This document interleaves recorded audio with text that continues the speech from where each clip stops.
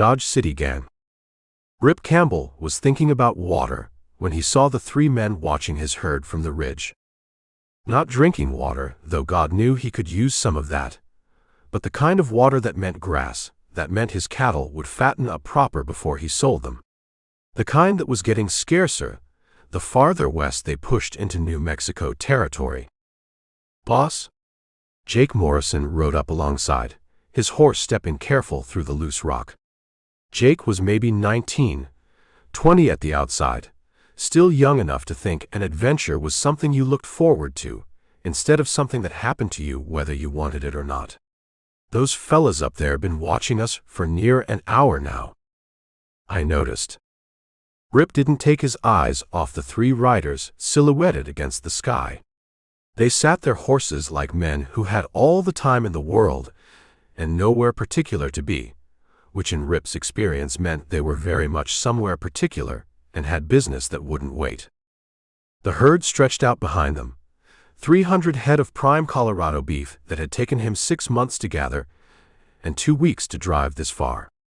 Every dollar he had in the world was walking on 4 legs and making that particular lowing sound cattle made when they smelled water ahead.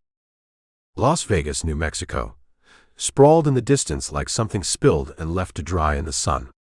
Smoke rose from maybe 50 chimneys, and the railroad tracks caught the afternoon light like a scar across the landscape. The Atchison, Topeka, and Santa Fe had reached the town just last year, turning what used to be a sleepy Mexican settlement into something else entirely. Something that attracted men like the three on the ridge. "What you reckon they want?" Jake asked. "Nothing good." Rip touched the Colt on his hip, checking it was loose in the leather. 25 years old, and he'd been carrying iron for more than half of them, first for the ranch in Texas where his pa had worked until the consumption took him, then for himself when he started buying and selling cattle on his own account. The three riders moved then, picking their way down from the ridge in no particular hurry. They stayed well clear of the herd, but they were closing the distance all the same. "Easy, Jake. Pass word back to keep the cattle moving steady. Don't want them spooked." "Sure thing, boss." Jake wheeled his horse around and rode back toward the other hands. Good kid, Rip thought. Eager to please and not afraid of work, which was more than you could say for most youngsters these days. Of course, eager to please could get a man killed in certain situations. Like this one, maybe. The lead rider was tall and thin, wearing a black coat that had seen better days and a hat pulled down to shade his face. The other two flanked him at a respectful distance, respectful of him anyway, not necessarily of Rip and his outfit. They reined up about 20 yards away, close enough to talk without shouting, far enough to give everyone room to maneuver if things went sideways. "Afternoon," the tall man said. His voice carried the kind of education that didn't usually end up on horseback in the middle of New Mexico territory. "Fine-looking cattle you got there." "They'll do." The tall man smiled, showing teeth that were too white and too even. "I'm Hyman Neal. Most folks around Las Vegas know me as Justice of the Peace, among other things." Justice of the Peace. That was interesting. Rip had known a few JPs in his time, and they generally didn't ride out to meet cattle drives with armed companions. "Rip Campbell. These are my cattle." "I'm sure they are, Mr. Campbell. Fine animals, like I said. You'll find good prices in Las Vegas, fair prices for quality beef." Neal's horse shifted underneath him, and Rip caught sight of a badge pinned to the man's vest. Justice of the Peace, all right, but there was something else there too. Something that explained why he was riding with two hard cases who looked like they'd be more comfortable robbing stagecoaches than enforcing the law. "Much obliged for the welcome," Rip said. "We'll be moving along now." "Course you will. Just wanted to introduce myself, make sure you understood how things work around Las Vegas. We're a peaceful community, Mr. Campbell. Like to keep it that way." The way Neal said peaceful made it sound like a threat. "I'm a peaceful man, myself." I'm sure you are. Man in your position, driving cattle through unfamiliar territory, he'd want to avoid any misunderstandings. One of Neil's companions, a heavy-set man with a mustache that drooped past his chin, spat tobacco juice into the dust. His hand rested on the butt of his pistol, like he was warming it up for later use. No misunderstandings here, Rip said. Just planning to sell my cattle and move on. Smart thinking. Las Vegas is a good town for smart men, Mr. Campbell. Not so good for men who don't understand the way things work. Neil touched the brim of his hat in what might have been a polite gesture if it hadn't felt like a warning. See you in town. The three riders turned and headed back toward Las Vegas, taking their time about it, making sure Rip and his hands got a good long look at them riding away. What the hell was that about? Jake had ridden back up, his face flushed with excitement and maybe a little fear. Politics, Rip said. Politics. The kind that's settled with iron instead of votes. Rip watched the three men until they disappeared into the heat shimmer rising from the desert floor. Justice of the Peace, Hyman Neil. He'd remember that name, along with the way Neil had said it, like it was something he'd put on along with his badge, not something he'd been born with. The cattle were getting restless, smelling the water that was still miles away but close enough to make them eager. Rip whistled to his hands and gestured for them to keep the herd moving. 300 head of beef worth maybe $8,000 if he could get them to market without losing too many to thieves, weather, or whatever passed for law in Las Vegas, New Mexico. Move 'em out, he called. But as the herd started forward again, trailing dust that hung in the still air like a question mark, Rip Campbell couldn't shake the feeling that Justice of the Peace Hyman Neil was the kind of problem that didn't get solved by moving on. The kind that followed a man, whether he wanted it to or not. The kind that had teeth. Chapter 2. The Las Vegas stockyards smelled like money and misery in equal measure. Rip walked the maze of wooden pens, counting his cattle and trying not to breathe through his nose. 300 head had become 297 somewhere between the ridge and town, which wasn't bad considering the ground they'd covered. 3 steers was the kind of loss you expected, the kind you built into your calculations. What you didn't expect was the way every man in the yards kept looking over his shoulder. Mr. Campbell. The voice belonged to a soft man in a clean suit, the kind of clean that took work in a place like this. Thomas Patterson, livestock agent for the railroad. Patterson had nervous eyes and hands that moved too much when he talked. His suit might be clean, but sweat stains were starting to show under the arms despite the cool morning air. Mr. Patterson. Heard you might be interested in prime Colorado beef. Indeed, indeed. Fine animals you have here. Patterson pulled out a leather portfolio, his fingers shaking slightly as he opened it. Current market price is $12 a head, delivered to the loading chutes. $12 was fair, maybe even generous. Rip had been expecting 10, hoping for 11. Which made him wonder what Patterson was nervous about. Sounds reasonable. Excellent. I'll have my boys start the count, get them loaded for the noon train to Kansas City. Patterson scribbled something in his book, then looked up sharply at the sound of shouting from the main street. Just a misunderstanding, I'm sure. The shouting was getting louder, accompanied now by the crash of breaking furniture, and what might have been gunshots or might have been firecrackers. Hard to tell in a town where both were common. Happens often, does it? Rip asked. These misunderstandings? Patterson's laugh sounded like something was stuck in his throat. Las Vegas is a growing town, Mr. Campbell. Growing pains, you might say. More shouting, definitely gunshots this time, and the sound of running feet on wooden sidewalks. Patterson jumped like someone had stuck him with a pin. Perhaps you should stay here, Patterson said quickly. Help supervise the loading.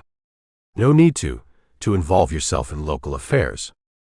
But Rip Campbell had never been good at staying out of other people's business, especially when that business involved gunfire and running feet. He handed his horse's reins to Jake Morrison and walked toward the street. "Boss, maybe. Keep an eye on the cattle, Jake. Make sure Patterson's boys count honest." Grand Avenue was Las Vegas's main street, wide enough for freight wagons and lined with the kind of businesses that sprang up around railroad towns: saloons, hotels, gambling houses, and stores selling everything a man with money might want and several things he probably shouldn't.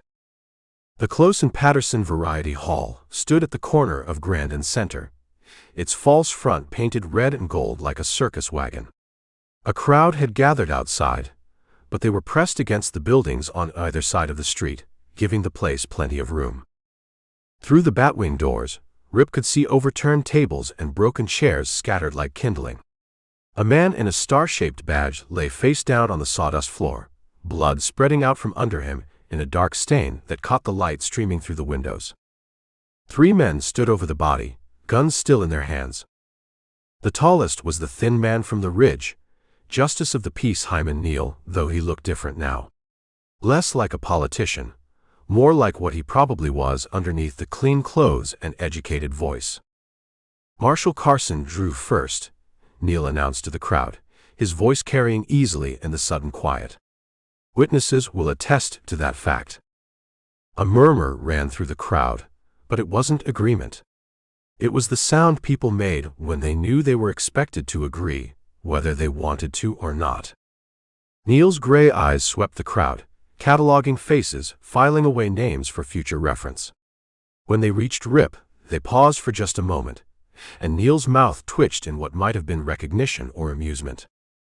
"Justice of the Peace will hold an inquest tomorrow morning," Neal continued. "I expect the ruling will be self-defense, as is proper under territorial law." The crowd began to disperse, people moving away in ones and twos, heads down, not talking to each other. The kind of dispersal you saw when folks were afraid to be seen together, afraid their names might end up on the wrong list. Neal holstered his gun and straightened his coat, smoothing out the wrinkles.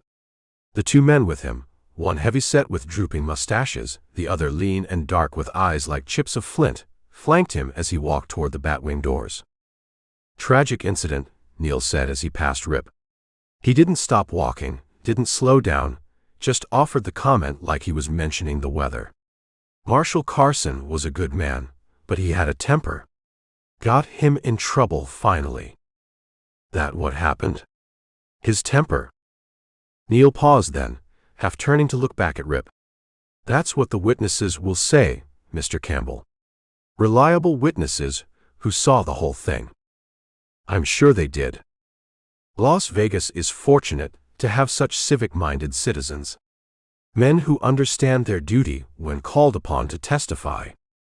The heavy-set man with the mustaches spat tobacco juice at Rip's feet, not quite hitting his boots but close enough to make the point. Neal smiled that politician's smile again. "I trust you'll find our town accommodating, Mr. Campbell, for a man who understands how things work." They walked away then, their boots echoing on the wooden sidewalk. The crowd had mostly scattered by now, leaving only a few stragglers and the body of Marshal Carson cooling in the sawdust. Rip looked around for someone in authority, someone to report the killing to, then realized he'd probably just been talking to that someone. Justice of the Peace, Neal had said, which meant he was the law in Las Vegas, or at least one version of it. "Mr." The voice belonged to an old man in a bartender's apron, who'd been standing in the doorway of the saloon next to the Variety Hall. "You'd best move along. Nothing to see here. Marshall's been shot." "Marshall's dead." "That's different." The old man started to turn away, then seemed to think better of it. He looked up and down the street, making sure they weren't being observed. "You're the cattle buyer," he said quietly. "Saw you talking to Patterson." "That's right." "Then take some advice from someone who's lived here longer than he probably should have. Sell your cattle and leave town. Today, if you can manage it." Why? Because Marshal Carson was asking questions about things that happened around here. Questions that certain people didn't want asked. The old man glanced toward the variety hall, where Neil and his men had disappeared. Now he stopped asking questions permanently. What kind of questions? But the old man was already moving away, wiping his hands on his apron like he was washing off something that wouldn't come clean. Rip stood alone on the sidewalk, looking through the batwing doors at the body of a man who died for asking the wrong questions in the wrong town. The sawdust around Marshal Carson was dark with blood, and flies were already beginning to gather. In the distance, a train whistle blew, long and mournful, calling cattle and men to their separate destinations. Rip Campbell walked back toward the stockyards, but he wasn't thinking about $12 beef anymore. He was thinking about a dead marshal and a justice of the peace who killed men in broad daylight and called it self-defense. He was thinking about questions that got people shot, and he was starting to wonder what answers might be worth dying for. Chapter 3. The livestock agent's office was a small wooden box tacked onto the side of the main stockyard gate. It smelled of manure, cheap cigars, and fear. Thomas Patterson, the agent, sat behind a cluttered desk counting out Rip's money. His hands, which had been shaking earlier, were now slick with sweat. He kept licking his thumb before counting each bill, his nervous eyes darting toward the open door. $12 a head, Patterson muttered, more to himself than to Rip. 297 head. That comes to $3,564. He finished a stack and pushed it across the desk. All there.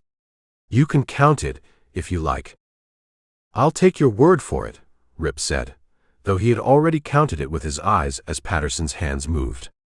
He didn't reach for the money. He just watched the man. You seem anxious to have my cattle on that train, Mr. Patterson. Good beef sells fast, Patterson said, not meeting his eye. He busied himself shuffling papers that didn't need shuffling. The buyers in Kansas City are always eager for prime Colorado stock. That's not what I mean, Rip said. You've been looking over your shoulder since I met you. A man only does that when he's expecting trouble. Patterson froze, his hands hovering over his desk. He looked up at Rip, his face pale. Las Vegas is a complicated town, Mr. Campbell. A man in my position, he has certain business expenses. Before he could say more, two men filled the doorway, their shadows falling long across the dusty floor. One was a short, stocky man with a face that looked like it had been used to stop a bar fight. His clothes were filthy, and a pair of mismatched pistols were shoved into his belt. This was Dirty Dave Rudabaugh. He had a reputation that stretched from Kansas to Arizona, a man known for being quick with a gun and slow with a bath. The other was taller, better dressed, with a neatly trimmed beard and the cold, calculating eyes of a card sharp. His name was J.J. Webb, and he was the man who handled Hoodoo Brown's books. Afternoon, Patterson, Webb said, his voice smooth as a worn river stone. Just stopping by to collect the shipping tariff. Patterson looked like a mouse cornered by two cats. He licked his lips, his eyes flicking from Webb to the stacks of money on his desk. Of course, Mr. Webb. I have it right here. Rudabaugh grinned, a nasty expression that showed a row of yellow teeth. He looked at Rip, his eyes lingering on the colt tied down to his leg. Who's your friend? This is Mr. Campbell, Patterson said quickly. He just sold us a herd. He's just leaving.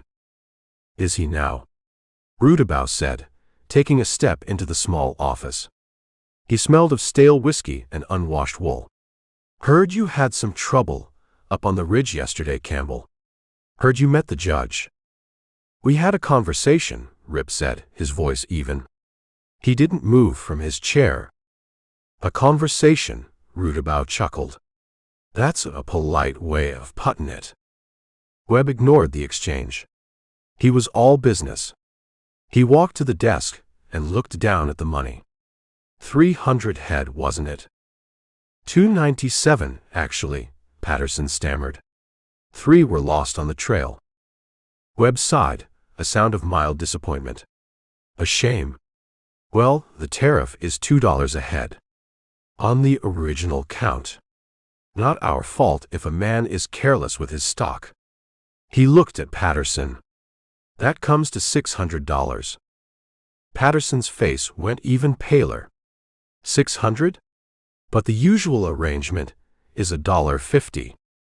The price of doing business has gone up, Webb said, his voice still smooth but with an edge of steel underneath. Inflation. The railroad brings prosperity, Patterson. And prosperity has its costs. Rudabout laughed again. Yeah. Costs. Rip watched the transaction, his hands resting on his knees. This was it. The politics he'd told Jake about. Hoodoo Brown didn't just run the law. He ran everything. Every business, every transaction, paid a tax to his gang. It was organized, efficient, and as unstoppable as the railroad itself. Patterson, his hands trembling visibly now, counted out $600 from Rip's payment and pushed the stack toward Webb. Webb counted it himself, his fingers moving with a practiced quickness. He folded the bills and tucked them into an inside pocket of his coat. A pleasure doing business with you, Patterson. As always. He turned to leave. Rudabout lingered for a moment, his eyes still on Rip. You'll be moving on, Campbell, he asked. Or are you planning on enjoying the hospitality of Las Vegas? I haven't decided yet, Rip said. A man ought to be careful, Rudabout said, his hand dropping to rest on the butt of one of his mismatched pistols. This town, it can be bad for a man's health. If he don't understand the way things work. He turned and followed Webb out, leaving the smell of his unwashed body behind. Rip and Patterson sat in silence for a long moment. The only sound was the lowing of the cattle in the pens outside. Business expenses, Rip said quietly. Patterson slumped in his chair, the fear draining out of him, leaving only a weary resignation. Every shipment, he said, his voice a hollow whisper. Every head of cattle that goes out on that train, Brown gets a piece. If you don't pay, your cattle get sick. Or they get spooked and break through a fence. Or your loading chutes catch fire in the middle of the night. He looked at Rip, his eyes full of a helpless shame. It's the cost of doing business in Hell's Kitchen. Hell's Kitchen? That's what the locals call this part of town, Patterson said. The part the railroad built. The part Brown runs. He gestured to the remaining money on the desk. It's still a good price, Mr. Campbell. Even after the tariff. You can take your money and be halfway to Kansas by morning. Rip looked at the stacks of bills. It was blood money now, tainted. $600 of it had gone straight into the pockets of the men who had killed Marshal Carson, the men who were terrorizing Maggie Sullivan and her father. He stood up and began to stack the bills, his movements slow and deliberate. He wasn't thinking about Kansas anymore. He was thinking about a town held hostage, about a woman who was the only one brave enough to ask for help. He tucked the money into his shirt. It felt heavy. Heavier than it should have. I think, he said, looking out the door toward the dusty, sun-baked streets of Las Vegas, I'll be staying a while. Chapter 4. The money from the cattle sale felt thin in Rip's pocket. Patterson, the livestock agent, had paid him in cash, peeling the bills from a thick roll with hands that were still shaking. He'd counted it twice, his eyes darting toward the street as if expecting Hoodoo Brown to walk in and demand a cut.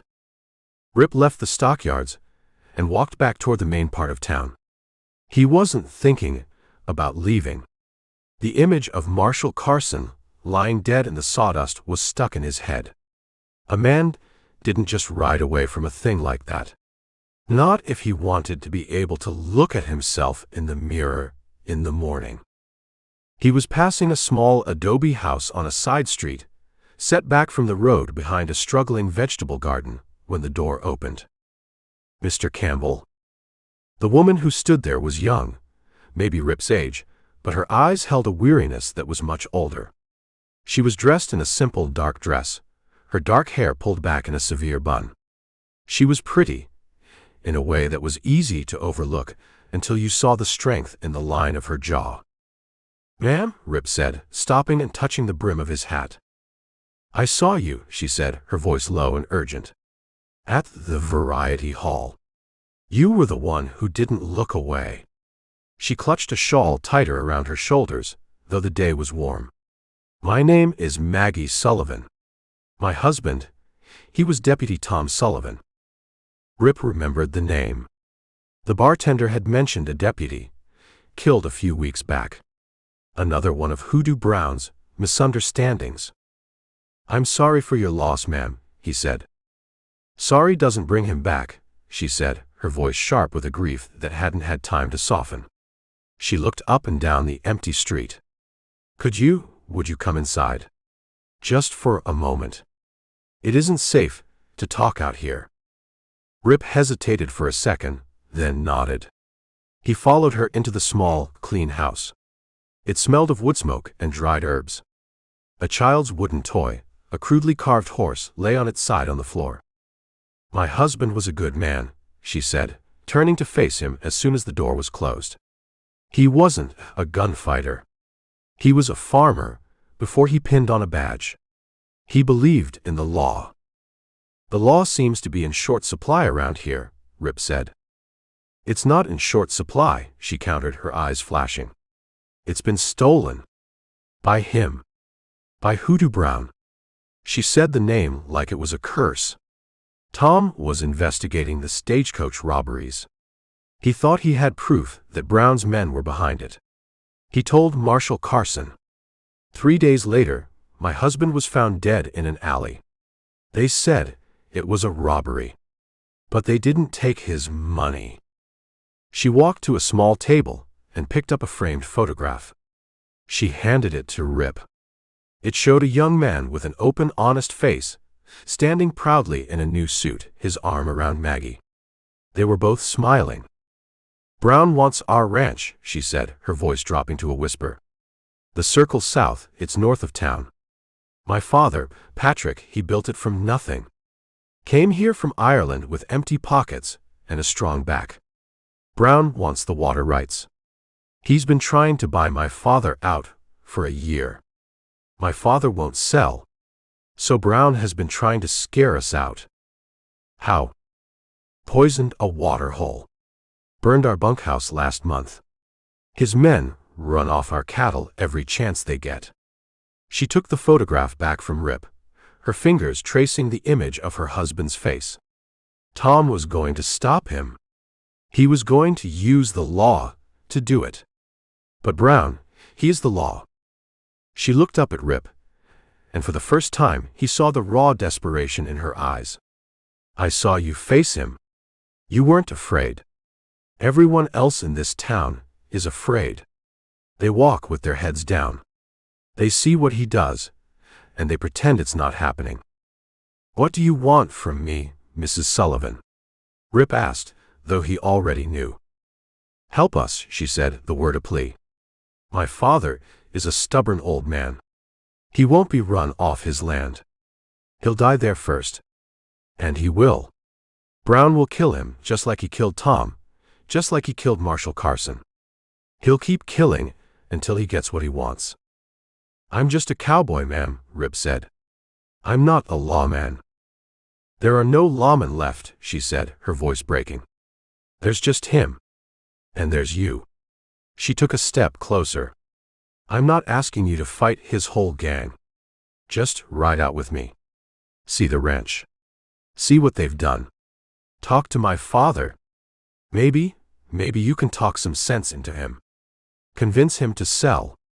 To leave. Before it's too late." Rip looked at her, at the fierce, desperate hope in her eyes. He thought of the money in his pocket. Enough to buy a small spread of his own, to live a quiet life. He thought of the long, dusty trail ahead, of leaving Las Vegas and its troubles behind him. It was the smart thing to do. It was the safe thing to do. But then he thought of Marshal Carson's body on the sawdust floor. He thought of this woman's husband, a good man who believed in the law, lying dead in an alley. And he looked at the small wooden horse on the floor, and wondered if the Sullivans had a son who was now growing up without a father. He knew he couldn't ride away. "All right, Mrs. Sullivan," he heard himself say. "I'll ride out with you." Chapter 5.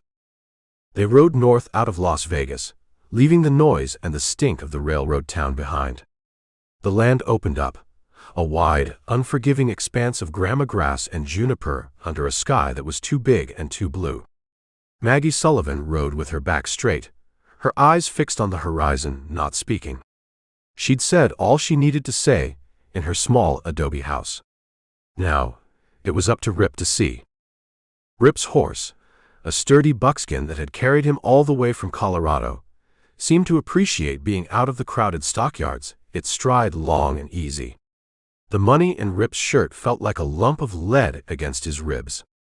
It was enough to start over, to find a piece of land somewhere quiet. But quiet wasn't an option anymore. "How much farther?" he asked, breaking the silence. "Another hour," Maggie said without looking at him. "We're on Circle S land now." Rip looked around. There were no fences, no markers. Just the land itself. "How can you tell?" "My father can tell," she said, a faint, sad smile touching her lips for the first time. "He says the grass is greener. He says the air is sweeter. He came here 30 years ago, when there was nothing but this." She gestured at the vast emptiness. "He built it all with his own 2 hands. An hour later, he saw it.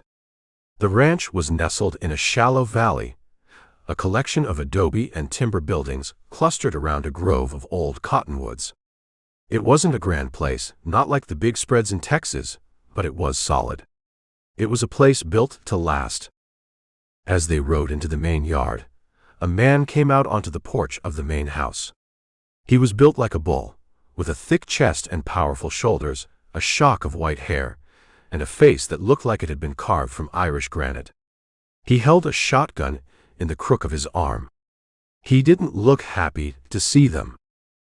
"Maggie, girl," the man said, his voice a low rumble with the lilt of the old country still in it. "Who's this you've brought home?" "This is Mr. Campbell, da," Maggie said, swinging down from her horse. "He's a friend." The old man's eyes, a pale piercing blue, settled on Rip. It was not a friendly look. "We have no friends in this valley anymore. Only neighbors who look the other way." Rip dismounted, his own hand resting near the butt of his Colt. "Your daughter thought you could use another hand, Mr. Sullivan." "Did she now?" Patrick Sullivan's gaze was hard, appraising. He looked at Rip's tied-down holster, at the set of his shoulders, at the quiet confidence in his eyes. "And what kind of hands are yours, Mr. Campbell? The kind that are good with a rope, or the kind that are good with a gun?" "The kind that get the job done," Rip said. Please," Maggie said. "Mr. Campbell has offered to help." "The Sullivans have never needed help from strangers," the old man said, his pride a wall around him. "We fight our own battles." "You're losing this one," Rip said, his voice quiet but firm. The old man's face flushed with anger. He took a step forward, the shotgun shifting in his grip. "And what would a drifting cowboy know of it?" "I know what I saw in town," Rip said. "I saw your marshal get shot down in broad daylight. I saw Hoodoo Brown's men collecting their tariff at the stockyards. I know what kind of battle you're fighting. And you can't win it alone." Patrick Sullivan stared at him for a long, hard moment.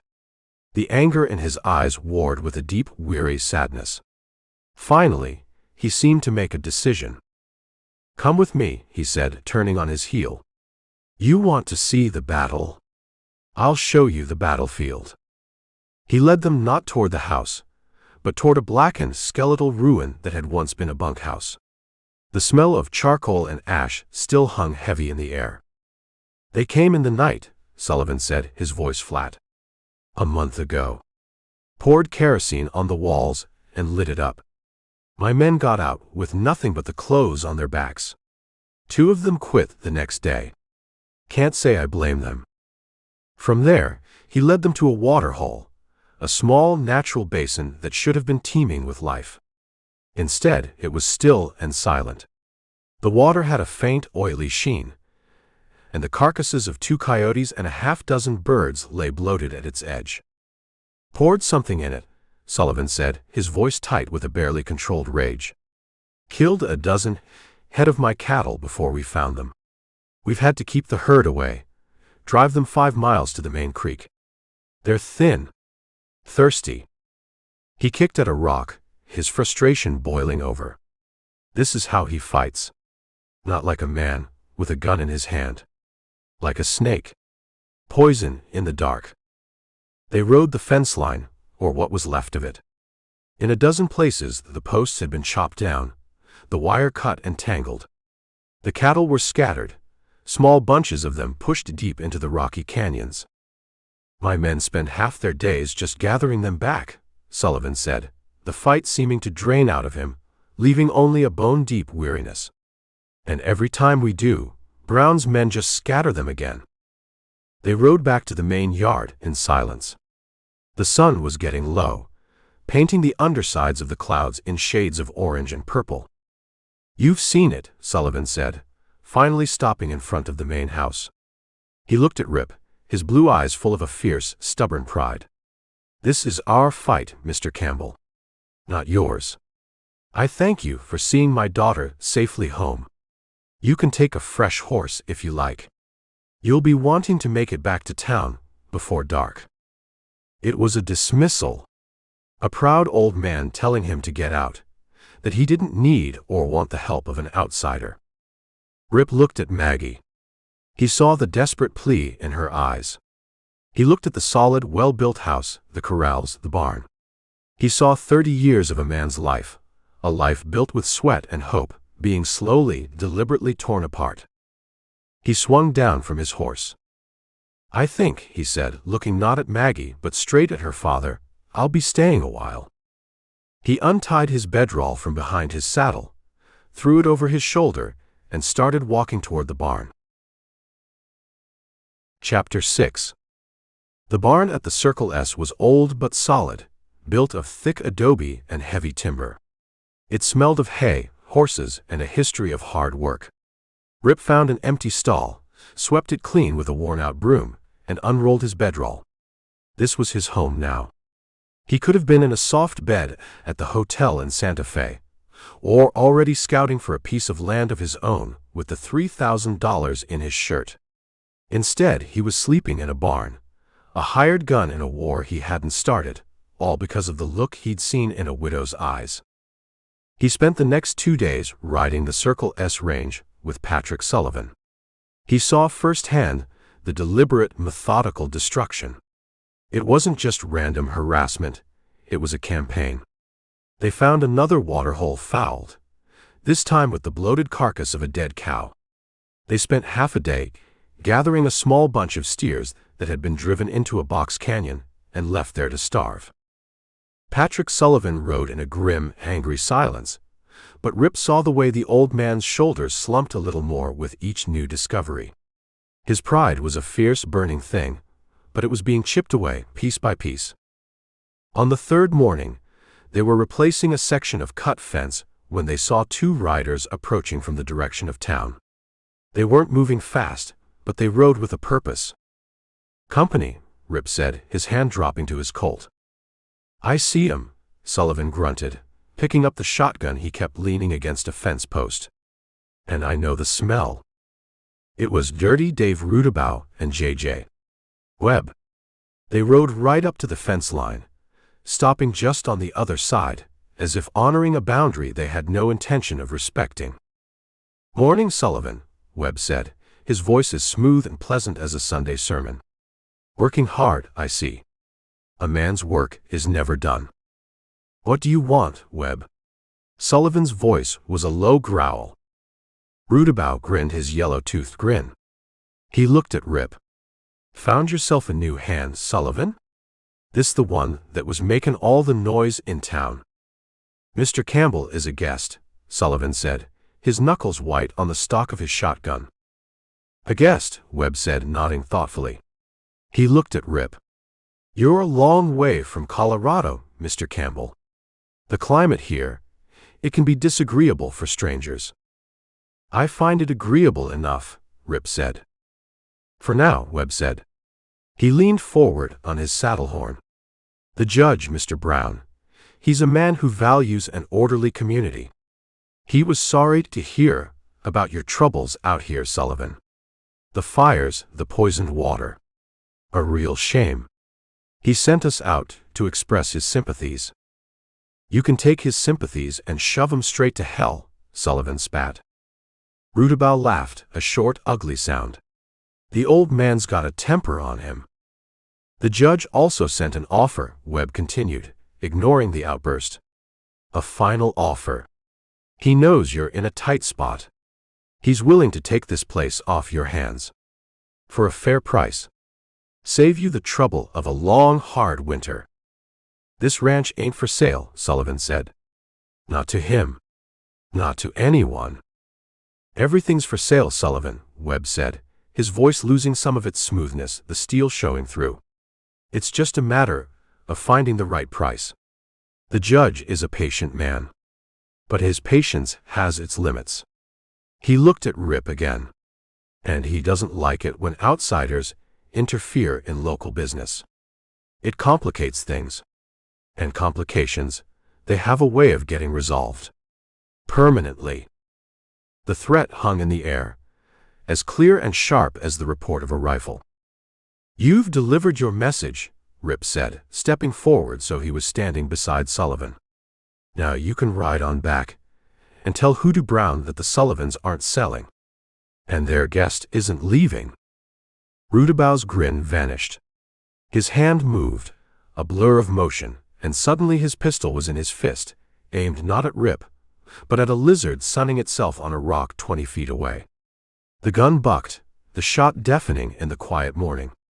The lizard disappeared in a puff of dust and rock fragments. Just keepin' my hand in, Rudabout said, holstering the pistol. A man never knows when he'll need to be quick. Webb sighed, as if his partner's lack of subtlety was a trial he had to bear. Think on it, Sullivan, he said. He tipped his hat to a non-existent lady, a gesture of pure mockery, and turned his horse. It's a generous offer. They rode away, leaving the smell of gunpowder and menace behind them. That afternoon, another rider came out from town. This one was leading a pack mule loaded with supplies.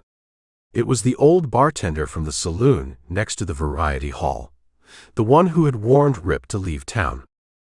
Honest John Mackenzie, he said, introducing himself to Sullivan as he dismounted. Brought you those supplies you ordered. I ordered no supplies, Sullivan said, his eyes narrowed with suspicion. You did, Mackenzie insisted, giving the old rancher a look full of meaning. Last week. A barrel of flour, coffee, sugar. Your memory must be slippin', Patrick. He began to unhitch the mule. Maybe you could give me a hand, Mr. Campbell. My back ain't what it used to be. Inside the barn, out of sight of the main house, Mackenzie dropped the act. His face was grim. I saw them ride out this morning, he said, his voice a low whisper. Rudabout and Webb. Figured they were coming for you. I had to find an excuse to follow. He looked at Rip. You're a fool for stayin', son. But you're a brave fool, I'll give you that. What do you know about them? Rip asked. More than I want to, Mackenzie said. He wiped a sleeve across his sweaty brow. Listen close. Last August, the Barlow and Sanderson stage was robbed. Twice in 1 week. Near Tecolote. They got the payroll for the army post. Brown was the coroner back then, as well as justice of the peace. The men who got shot in the hold-up. Brown ruled that they died of accidental causes. Said one of them probably dropped his gun, and it went off. Never mind that he was shot in the back. He covered for them, Rip said. He is them, Mackenzie corrected him. He plans it. They do the work. And he uses his badge to clean up the mess. He controls everything. The law, the commerce, everything. He looked from Rip to Sullivan. He won't stop until he has this ranch. And he'll kill anyone who gets in his way. He's done it before. He finished, unloading a sack of flour. That's all I know. And that's more than it's healthy to know in this town. I've got to get back before I'm missed. He left as he had come, a quiet old man delivering supplies. But he left behind the first real piece of the puzzle. The first concrete proof of the depth of Hoodoo Brown's corruption. Rip and Sullivan stood in the cool, dusty silence of the barn. A snake, Sullivan whispered, his voice full of a cold, quiet fury. Poison in the dark. A snake can be killed, Rip said. You just have to know where to find its head. Chapter 7. You're still here. It wasn't a question. Honest John Mackenzie stated it as a fact, his hands never stopping their slow, circular motion as he polished a beer glass with a graying towel. Rip looked up from his own glass of whiskey. He was the only customer in the saloon, a fact that suited him just fine. Seems so, he said. A man in your position, Mackenzie said, his back still to Rip as he placed the clean glass on a shelf, usually finds a reason to be somewhere else by now. I'm still looking for a reason, Rip said. The batwing doors at the front of the saloon swung open, letting in a rectangle of harsh afternoon light. The man who stepped inside wasn't big, but the room seemed to shrink around him. He moved with a quiet, fluid grace that was more dangerous than any swagger. He wore a dark suit, a flat-crowned hat, and a pair of holstered pistols that looked like they were a part of him, not just something he'd strapped on. His face was clean-shaven, his eyes a pale, washed-out blue that seemed to see everything and reveal nothing. Mackenzie stopped polishing. He turned, and the friendly, worried look he usually wore was gone, replaced by a careful, professional neutrality. Afternoon, Dave, Mackenzie said. The man nodded once, his pale eyes sweeping the room before coming to rest on Rip. He walked to the bar, his boot heels making a soft, deliberate sound on the floorboards. Whiskey, he said, his voice quiet without inflection.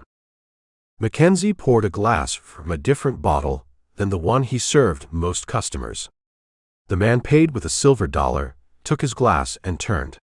He didn't go to a table. He walked directly over to where Rip was sitting. Campbell, he said. It wasn't a question, either. Do I know you? Rip asked, his hand resting on the table a few inches from his own glass. Dave Mather, the man said. Some folks call me Mysterious Dave. I'm the new town marshal. Rip didn't move. The new town marshal. Hoodoo Brown had killed the old one 2 days ago, and now a new one had appeared, as if summoned from the dust. Mather pulled up a chair without being invited and sat down. He placed his glass on the table. He didn't drink. I heard about the unpleasantness at the variety hall, Mather said, his voice still quiet, still flat. A real shame about Joe Carson.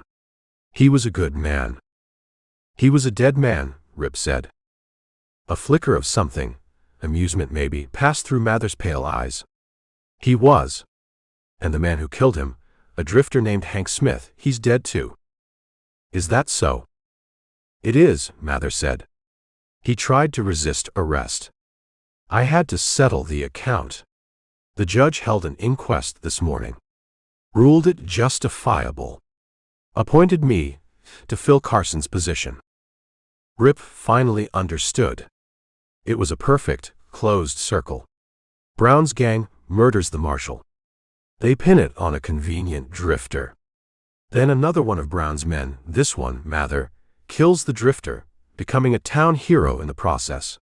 And Hoodoo Brown, in his capacity as justice of the peace, signs the papers and makes it all legal. They didn't just break the law here. They owned it. They manufactured it. Congratulations on the new job, Marshal, Rip said, the title tasting like ash in his mouth.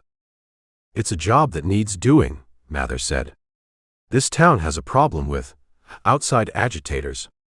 Men who don't understand how things work. Men who stir up trouble where none is wanted. He finally took a sip of his whiskey, his eyes never leaving Rip's. The judge, he likes a quiet town. He likes it when business runs smooth. He doesn't like complications. And I'm a complication. You are, Mather said, a simple statement of fact. You're asking questions. You're spending time at the Circle S. You're putting yourself in the middle of business that doesn't concern you. A man who does that in Las Vegas, he has a way of becoming a complication that needs to be resolved. This wasn't a crude threat like the one from Hoodoo Brown. This was different. This was a professional courtesy. One dangerous man giving another a piece of sound, practical advice. I appreciate the warning, Marshal, Rip said. It's not a warning, Mather corrected him. It's a statement of fact. This town has a way of swallowing men who don't belong. You don't belong here, Campbell. You're a cattleman. Your cattle are gone. There's nothing left for you here but trouble. He finished his whiskey in one smooth motion and stood up. I'd advise you to take the evening train. It leaves at 7. It's a comfortable ride. He turned and walked out of the saloon, leaving his silver dollar on the bar. The batwing doors swung shut behind him, leaving a silence that was heavier than before. Rip sat there, looking at the half-empty glass of whiskey on the table. He wasn't just fighting a gang of thugs. He was fighting the town marshal, the justice of the peace, the whole damn legal system of Las Vegas, New Mexico. He was one man against a perfectly constructed machine of corruption and violence. Honest John Mackenzie finally moved, picking up Mather's empty glass. He's not wrong, you know, the old bartender said quietly, not looking at Rip. About the train. Rip didn't answer. He pushed his chair back, stood up, and threw a coin on the table.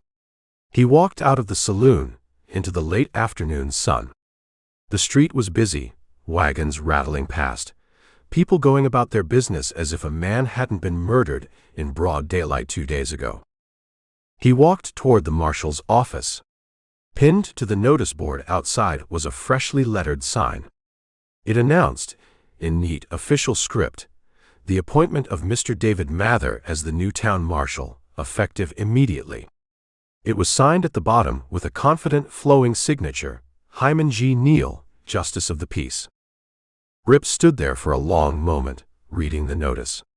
Then he turned and walked toward the livery stable, his hand brushing against the butt of his Colt. Chapter 8. He's favoring that foreleg something fierce. The livery owner, a stoop-shouldered man named Elias, ran a worried hand along the buckskin's flank. Didn't seem this bad when you brought him in. Rip stood in the stall, the air thick with the smell of hay and liniment. He'd come back from the Circle S to pick up some supplies and check on his horse. Mather's advice about the 7 o'clock train seemed a long time ago. He was fine when I left him, Rip said, running his own hand down the horse's leg. The buckskin flinched when he got near the hoof, the skin quivering. Let me see. He lifted the hoof. Tucked deep into the frog, almost invisible against the dark packed earth, was a sliver of glass, sharp and green. It was from a whiskey bottle. Well, I'll be, Elias said, his voice a little too loud, a little too surprised. Must have picked it up in the street. Town's full of busted glass, after a celebration. Must have, Rip said, his voice flat. He knew the horse hadn't picked it up in the street. This piece was wedged in deep, deliberately. A message. A way to leave a man afoot. He worked the piece of glass out with the tip of his knife. The horse grunted, but stood steady. A small bead of dark blood welled up in the cut. That's a nasty one, Elias said, shaking his head. Could go lame if it gets infected. You ought to have Doc Morrison take a look. He's better with horses than he is with people, some say. Where do I find him? Office is 2 doors down from the undertaker. Can't miss it. The livery owner wouldn't meet Rip's eyes. He was already backing out of the stall. I'll, get him some fresh water. Rip watched him go. Another man, afraid of his own shadow. Dr. Henry Morrison was a man who looked like he was being held together by whiskey and regret. He was in his late 50s, with a fringe of gray hair, a face full of broken veins, and the saddest eyes Rip had ever seen. He carried a worn leather bag that smelled of carbolic acid. Elias said you had a lame horse, the doctor said, his voice a weary rasp. He didn't offer to shake hands. He just walked into the stall and knelt by the buckskin's leg. Picked up some glass, Rip said. Dr. Morrison examined the cut, his movements surprisingly gentle. It's deep. Could have severed a tendon if it went in any farther. He looked up at Rip. You're the cattleman. Campbell. That's right. You're making a name for yourself in this town, the doctor said, opening his bag. He took out a bottle of dark liquid and a clean cloth. And not the kind of name that leads to a long and happy life. He began to clean the wound. The horse stood still, as if sensing the doctor's competence. I hear you've taken up with the Sullivans, Morrison went on, his eyes on his work. I'm helping them out. Helping them get buried is more like it, the doctor said, his voice devoid of emotion. That's what happens to people who stand up to Hoodoo Brown. He finished cleaning the cut and began to pack it with a thick, strong-smelling salve. I should know. I'm the one who signs the death certificates. Rip went still. What do you mean?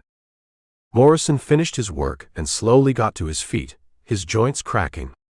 He looked at Rip, and for the first time, Rip saw a flicker of something other than weariness in his eyes. Anger.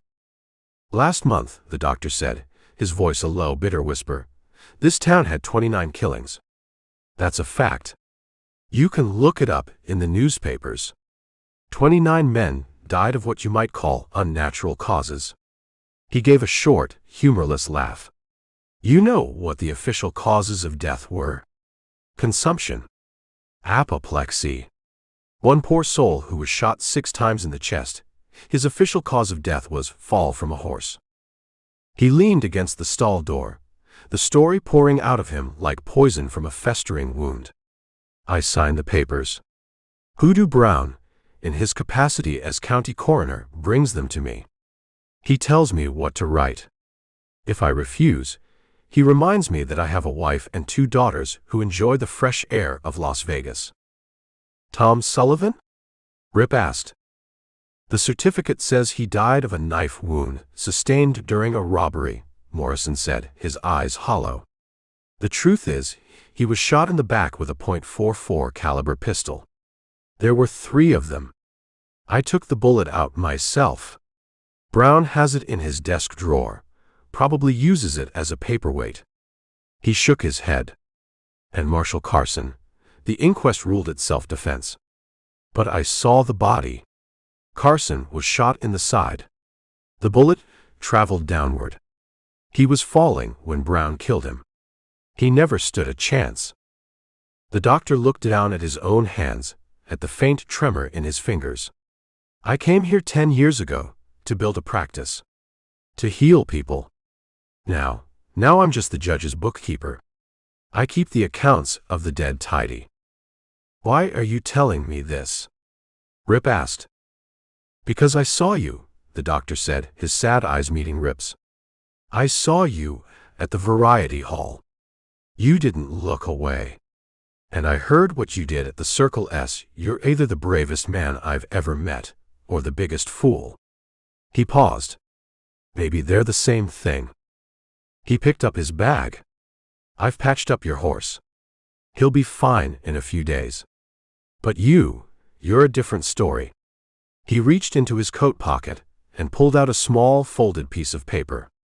He pressed it into Rip's hand. "That's a copy of the original report I wrote on Tom Sullivan's death," he said. "The one I wrote before Brown paid me a visit. It's not much, but it's a start. It's the truth." He turned to leave, then stopped. "If you need me, Campbell, if you or the Sullivans need a doctor who remembers his oath, you know where to find me."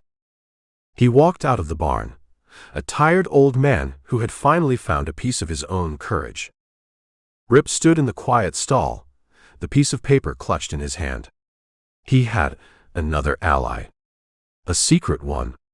A man who knew where all the bodies were buried because he had signed their papers. He looked down at his horse. The buckskin was already putting weight on the injured leg, the doctor's medicine already working. Rip knelt and ran his hand over the clean, packed wound. His fingers brushed against something small and hard at the edge of the hoof. He picked it out. It wasn't a piece of glass. It was a small, triangular piece of sharpened steel, the kind a man might make in a blacksmith shop. The kind designed to work its way deep into a horse's hoof, to cripple him slowly and surely.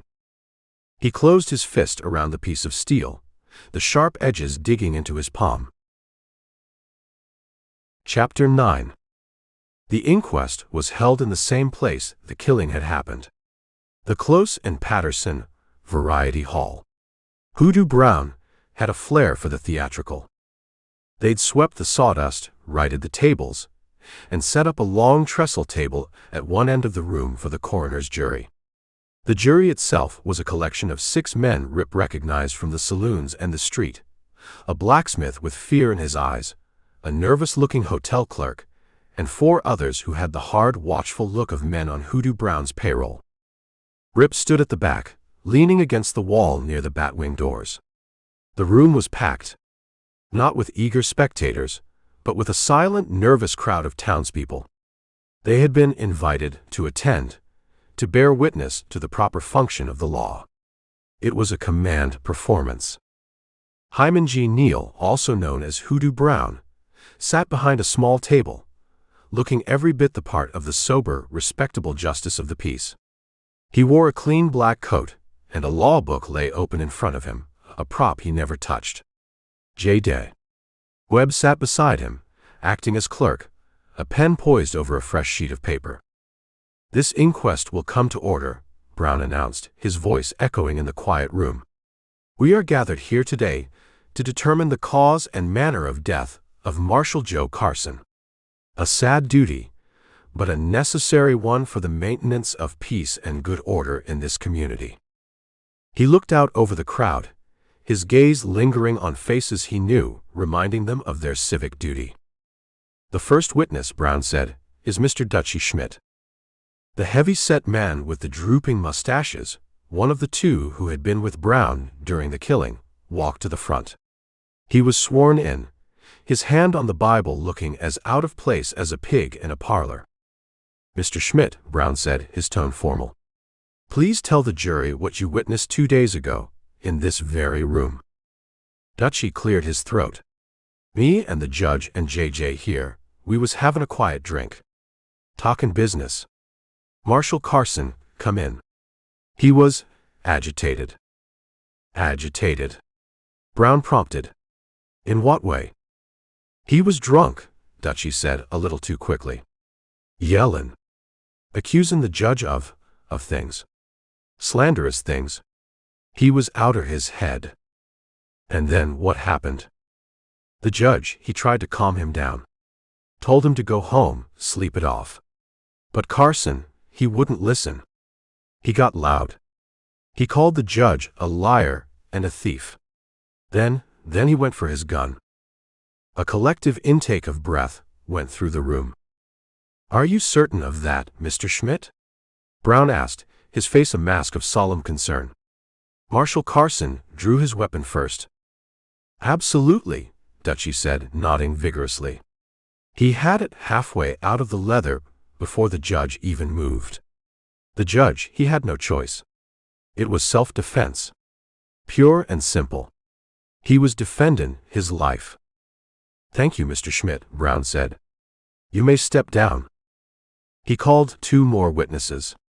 One was a local merchant whose store shared a wall with the variety hall. The man was sweating, his eyes fixed on the floor as he mumbled his testimony. He'd heard shouting. He'd heard Marshal Carson making threats. He'd heard the gunshots. It all happened so fast. The other was a known drunk who spent most of his days sleeping in the alley behind the saloon.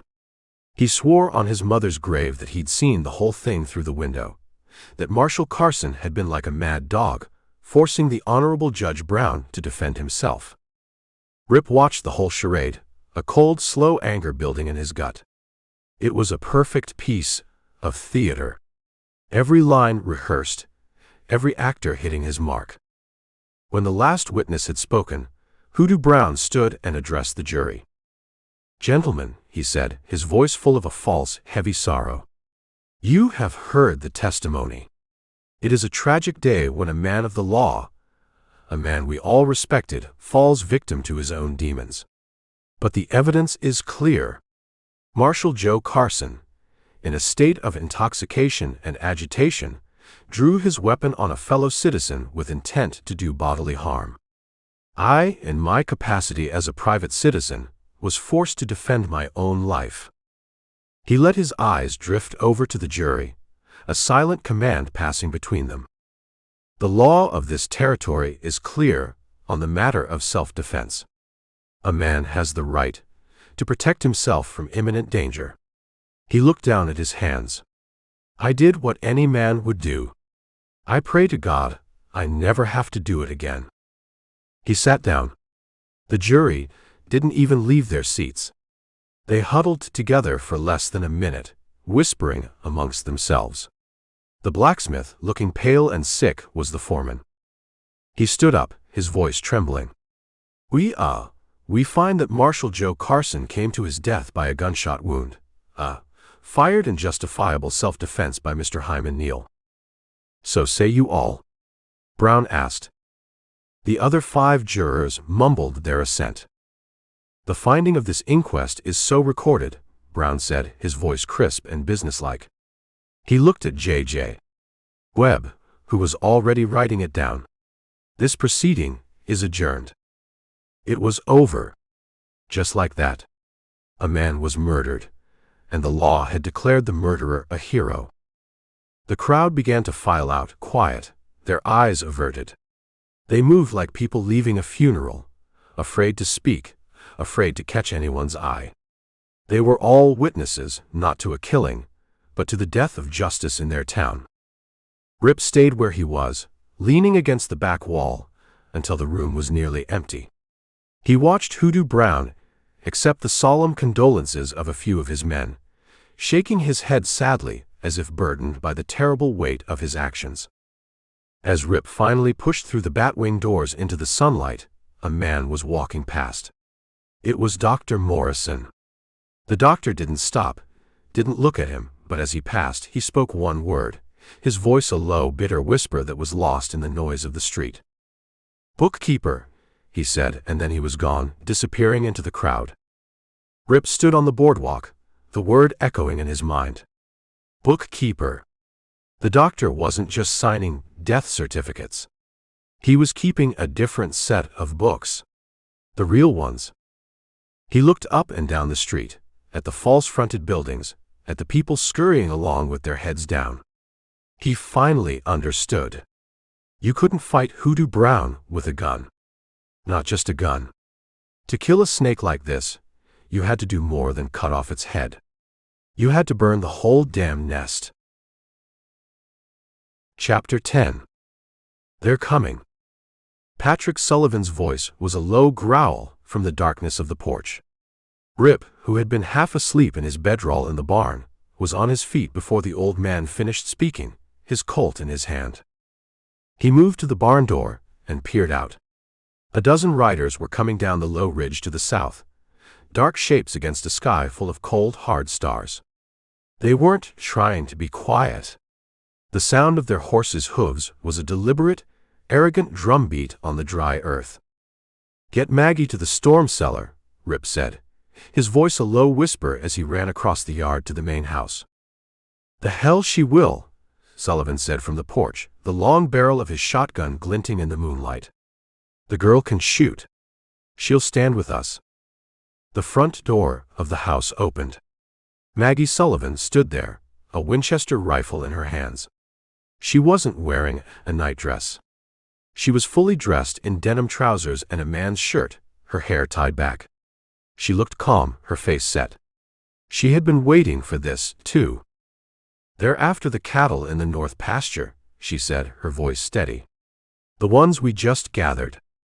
"They're after more than that," Rip said. He looked at the approaching riders. They were splitting up, half of them heading for the corrals, the other half circling toward the house. This wasn't just a rustling raid. This was an assault. The first shot came from the darkness, a flash of orange, the bullet thudding into the thick adobe wall of the house. Inside. Rip yelled, shoving the old man toward the door. "Bar the windows." He dove behind a watering trough as two more shots kicked up dust where he'd been standing. He fired back, aiming not at a man but at the dark mass of horses, the sound of his Colt a sharp crack in the night. A horse screamed. Men cursed. From the house, the deep boom of Sullivan's shotgun echoed, followed by the sharper report of Maggie's Winchester. They were in a fight. The night exploded into a chaos of noise and muzzle flashes. The attackers were using the corrals and outbuildings for cover, firing steadily at the main house. They weren't trying to hit anyone, not yet. They were trying to pin them down. Rip knew what the other group was doing. He could hear the faint, desperate lowing of cattle from the north pasture. They were running off the herd while their partners kept the Sullivans busy. He had to move. He was no good pinned down behind a watering trough. He waited for a lull in the shooting, then broke from cover, running in a low crouch toward the corner of the barn. A bullet sang past his ear, so close he felt the heat of it. He reached the adobe wall and flattened himself against it, his heart hammering against his ribs. From here, he had a better angle. He could see two men behind the main corral, their rifles resting on the top rail, firing methodically at the windows of the house. Rip took a steady, two-handed grip on his Colt. He didn't aim for the men. He aimed for the wood of the corral rail, just below where one of the men was resting his rifle. He fired. The heavy .45 slug hit the dry timber, sending a shower of splinters into the man's face. The man yelled, dropping his rifle and clutching at his eyes. His partner turned, surprised, and Rip fired again. This time, he didn't miss. The man grunted, spun around, and fell behind the fence. One down. The other man, still screaming and clawing at his face, scrambled away into the darkness. The firing from the house was steady now. Maggie was a good shot. She wasn't wasting ammunition. She fired, worked the lever on the Winchester, and fired again, her shots spaced and deliberate. Rip used the distraction to move again, running from the barn to a small smithy, the air filled with the acrid smell of gunpowder. He could hear the shouts of the rustlers in the north pasture, the sounds of them pushing the cattle hard and fast. He had to stop them. He slipped out the back of the smithy and began to circle around, using the darkness and the outbuildings for cover. He was a ghost, moving through a battle that had come to his doorstep. He thought of his quiet plan to buy a small ranch, to live a peaceful life. It seemed like a dream from another lifetime. He was halfway to the north pasture when he saw the flicker of a new light. It wasn't a muzzle flash. It was a warm, hungry orange. The barn was on fire. One of them had slipped past in the confusion and set a torch to the hay stored inside. The dry timber and even drier hay went up with a roar, flames licking up the walls and into the night sky, painting the whole yard in a hellish dancing light.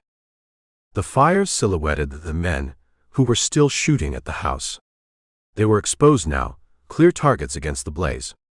From the house, Maggie's Winchester cracked again. A man near the corral spun and fell. Rip saw his chance. He turned from the pasture and ran toward the fire, toward the men who were now caught between the burning barn and the guns in the house. He came up behind them, a shadow emerging from the darkness. He shot the first man in the leg. The man went down, screaming. The second man turned, his eyes wide with surprise in the firelight. Rip didn't give him time to think. He fired from the hip, a purely instinctive shot, and the man fell backward, his gun flying from his hand. The remaining attackers had had enough. They broke and ran for their horses, firing wildly over their shoulders as they retreated. Rip didn't chase them. He ran for the barn. The horses. His buckskin and the Sullivans' mounts were still inside. The roar of the fire was a physical force, the heat so intense it seared his lungs. He could hear the terrified screaming of the horses from inside. He kicked open the side door and plunged into the smoke and heat. Chapter 11. The smoke in the Silver Dollar Saloon was a permanent feature of the landscape, like the dust in the street outside. It hung in a blue-gray layer just below the pressed tin ceiling, smelling of cheap cigars and secrets. Rip sat at a table in the back corner, the same table where he'd met with mysterious Dave Mather. He nursed a glass of whiskey he didn't want, watching the room in the mirror behind the bar. He was being watched.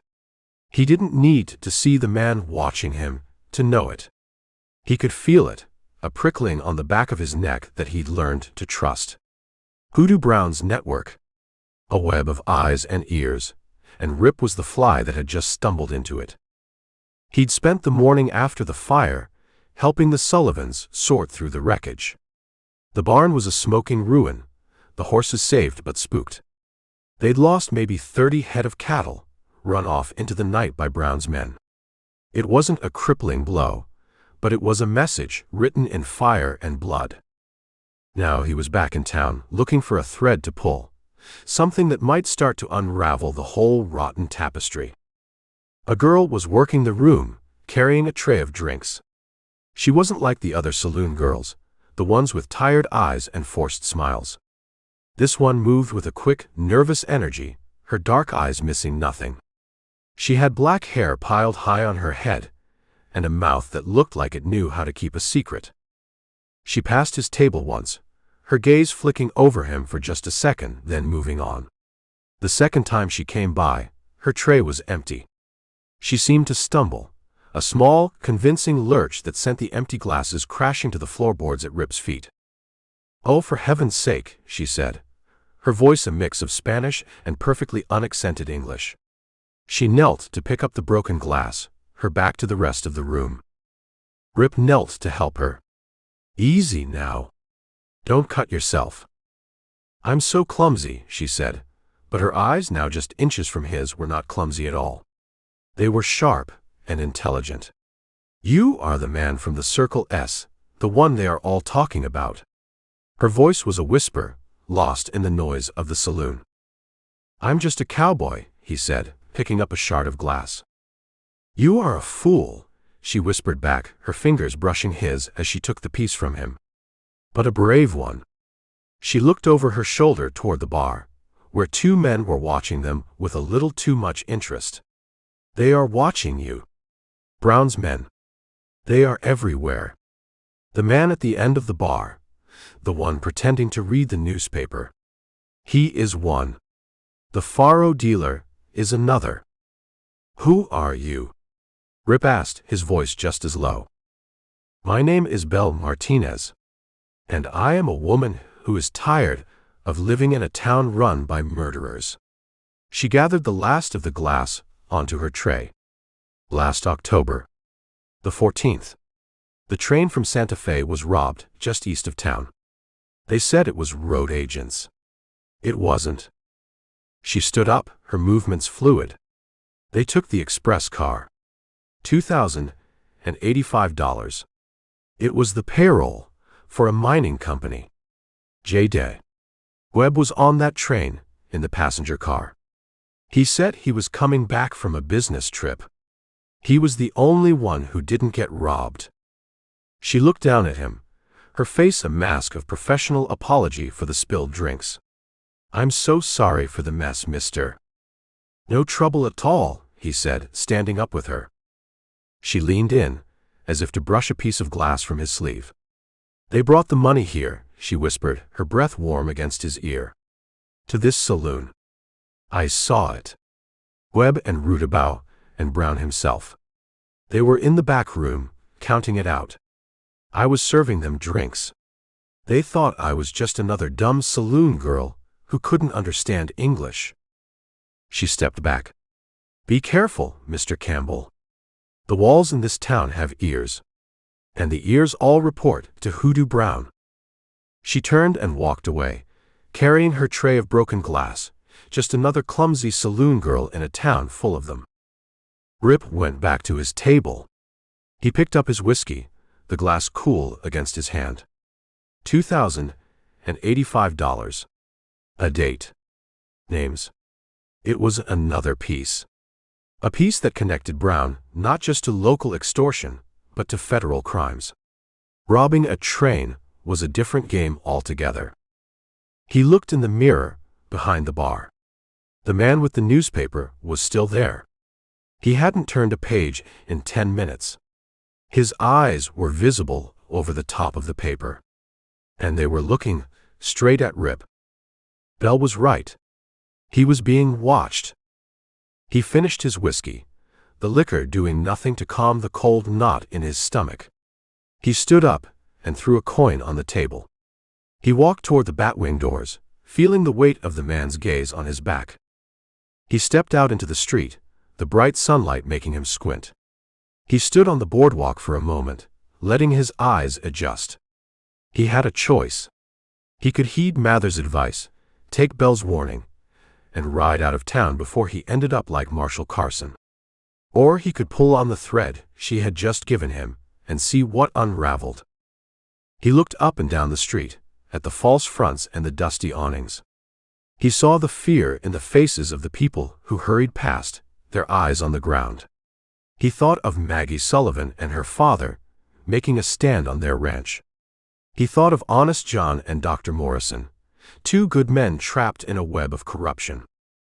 He turned and walked not toward the livery stable, but toward the office of the Las Vegas Gazette. Chapter 12. The office of the Las Vegas Gazette was a narrow storefront squeezed between a harness shop and a land speculator's office. The big plate glass window in the front was dusty, the gold leaf lettering of the newspaper's name peeling at the edges. It was a place that reported on the town's frantic rush toward the future, but seemed content to be left behind in the past. Rip pushed the door open. A small bell tinkled, a sound that was immediately swallowed by the rhythmic heavy clank thump of a printing press in the back room. The air inside was warm and smelled of ink, hot metal, and old paper. Stacks of newspapers and handbills were piled on every available surface, threatening to collapse under their own weight. An old man stood at a high desk, a green visor pulled down over his eyes, a pair of spectacles perched on the end of his nose. He was meticulously arranging letters of lead type in a composing stick, his fingers, though stained black with ink, moving with a nimble, practiced grace. He didn't look up. "If you're here to place an advertisement," the old man said, his voice a dry rustle, "the rates are on the wall. If you're here to complain about something I printed, you can write a letter. If it's coherent, I might even publish it." "I'm not here for either of those things," Rip said. The old man finally stopped his work. He looked up, peering at Rip over the top of his spectacles. His eyes were a pale, watery blue, but they were sharp. They took in Rip's tied-down colt, the set of his shoulders, the quiet way he stood. "Then you must be Mr. Campbell," the printer said. "You're the only other piece of news in this town, besides the railroad and the daily body count." "You have me at a disadvantage," Rip said. "Samuel Hayes," the old man said, taking off his visor and wiping his hands on a rag that had seen better days. "I own this place, I write the stories, I set the type, and on a good day, I even manage to spell most of the words correctly." He looked toward the back room, where the big press continued its relentless rhythm. "What can I do for you, Mr. Campbell? I doubt you're here to subscribe." "I'm here for a history lesson," Rip said. "About a man named Hyman Neal." The friendly, curmudgeonly look in Samuel Hayes's eyes vanished. It was replaced by a guarded stillness. The temperature in the room seemed to drop 10 degrees. "Never heard of him," Hayes said, turning back to his composing stick. "He's the justice of the peace," Rip said. "Some folks call him Hoodoo Brown." "A man can be called many things," Hayes said, his eyes on his work. "Doesn't make any of them true." "I heard he came from Missouri," Rip pressed on. "Heard he might have worked for a newspaper once upon a time." Hayes's hands stopped moving. He stood very still for a long moment. Then he sighed, a long, weary sound, like the turning of a dusty page. "The press is loud," he said, not looking at Rip. "But the back room is quiet. And the walls are thick." He led Rip past the clanking, greasy bulk of the printing press into a small, cluttered office at the back. It was even more crowded than the front room, filled with books and ledgers and stacks of old, yellowed newspapers that reached almost to the ceiling. It was the room where the town's history was stored, forgotten by everyone but the man who had printed it. Hayes closed the door. He didn't offer Rip a seat. He just stood there, leaning against a stack of books. "He wasn't always Hoodoo Brown," Hayes said, his voice low. "When I knew him, he was just Hyman Neal, a printer's devil, in a small town in Missouri called Sedalia. Swept the floors, melted down old type. Ambitious kid." "What kind of ambitious?" "The kind that's always looking for the angle," Hayes said. "His father was a lawyer. A good one, too. But Hyman, he didn't want to work that hard. He learned the law from his father, but not so he could practice it. So he could twist it. He saw the law as a tool, a way to pry money out of other people's pockets." Hayes walked over to a small, grimy window that looked out onto a dusty alley. He was smart. I'll give him that. He could talk a bird out of a tree. A confidence man, born and bred. He ran a few small cons in Sedalia. Sold some worthless mining stock. Got run out of town on a rail after he tried to sell the courthouse to a visiting cattle baron. The old man almost smiled at the memory. Then he drifted west. "And ended up here," Rip said. "And ended up here," Hayes agreed. "He came in on the first work train, before the tracks were even finished. He didn't come with a shovel or a hammer. He came with a law book and a clean suit. He saw what was coming. He saw this place was going to be a boom town, a place with a lot of money and not a lot of rules. A perfect place for a man with his particular talents. So he set himself up as the law." "He did," Hayes said. "He got himself appointed Justice of the Peace. Started a citizens' committee to keep the peace. Filled it with the worst kind of hard cases and thugs he could find. Men like Brown and Webb. He gave them badges and the freedom to do as they pleased, as long as he got his cut." He turned from the window, his eyes finding Rip's. "He didn't take the town over with a gun, Mr. Campbell. He did it with paperwork. He used foreclosures, liens, and legal notices.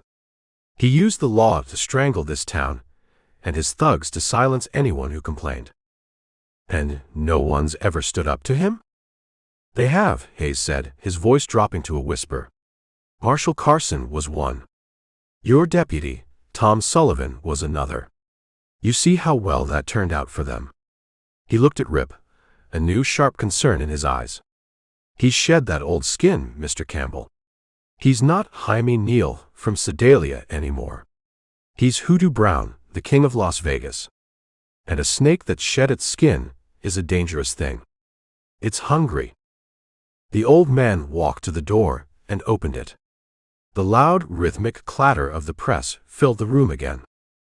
"You have your history lesson," Hayes said, his voice back to its dry, businesslike tone. "Now, if you'll excuse me, I have a newspaper to print.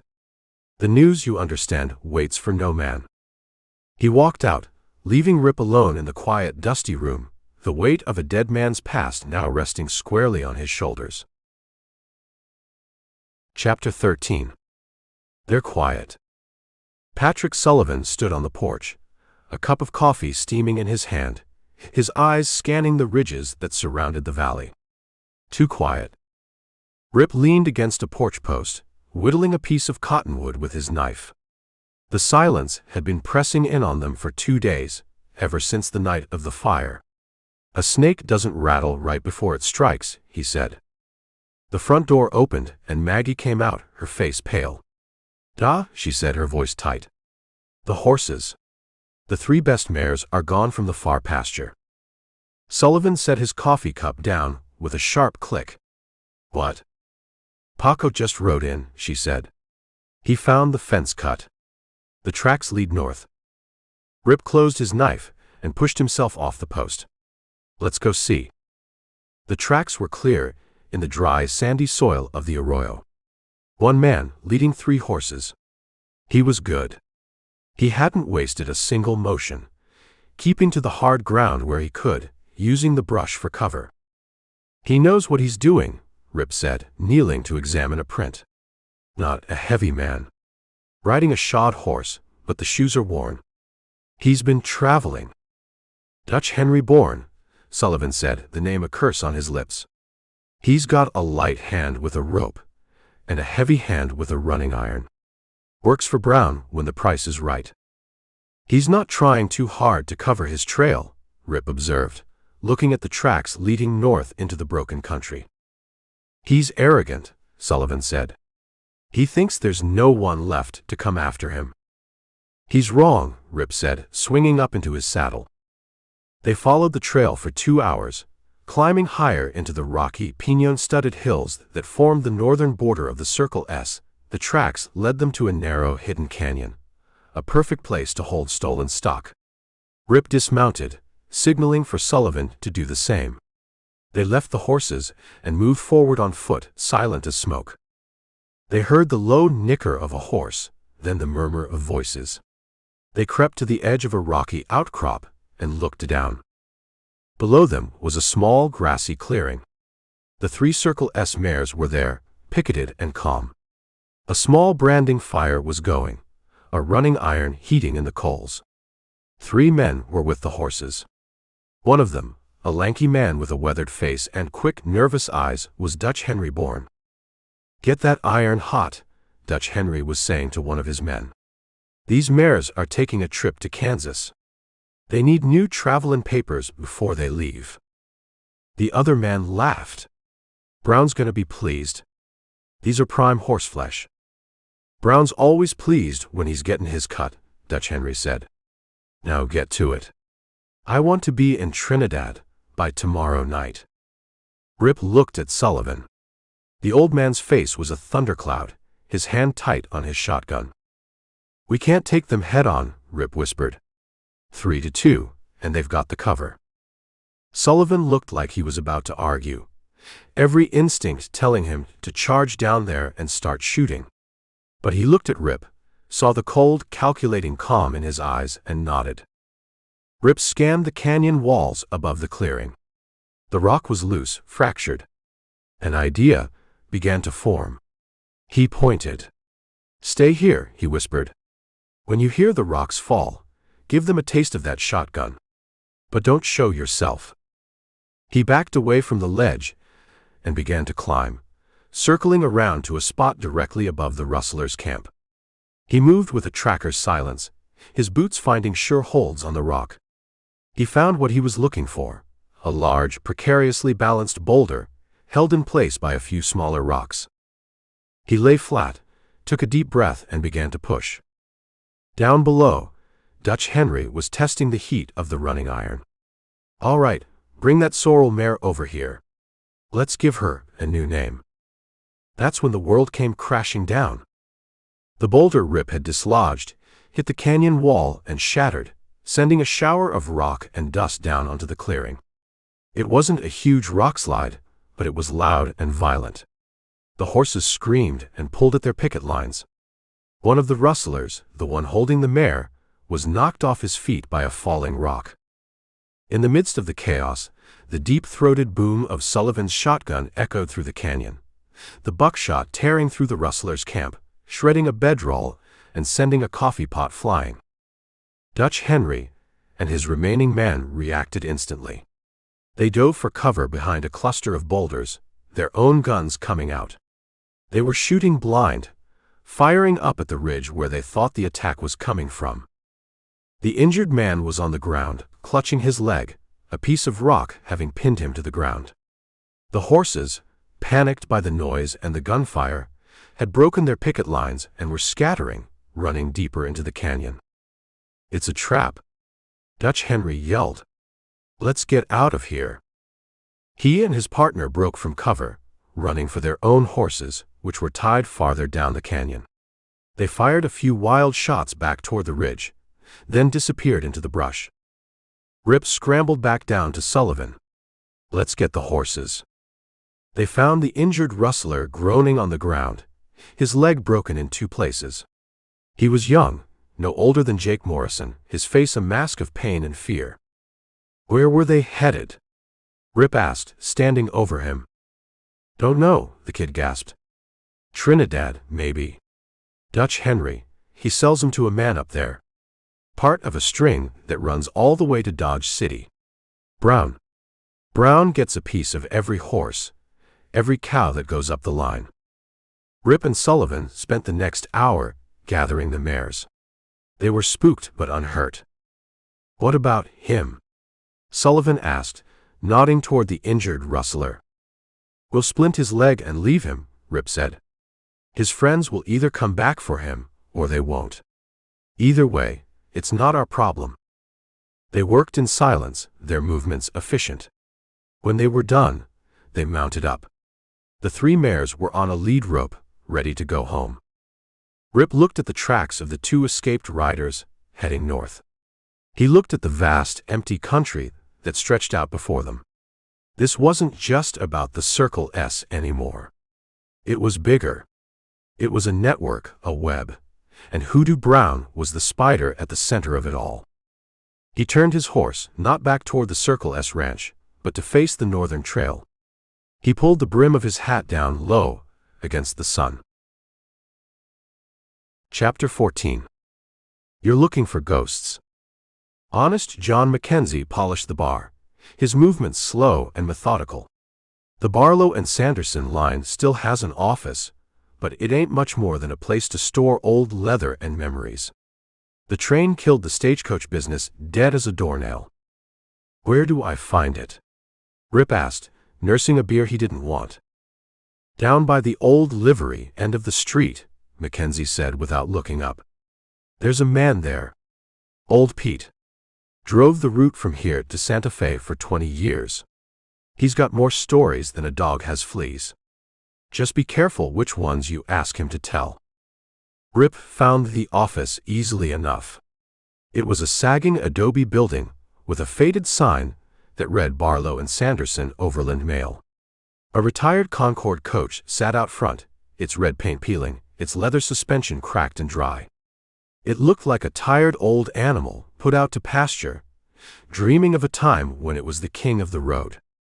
An old man sat on a bench in the shade of the porch, carving a piece of wood with a small, sharp knife.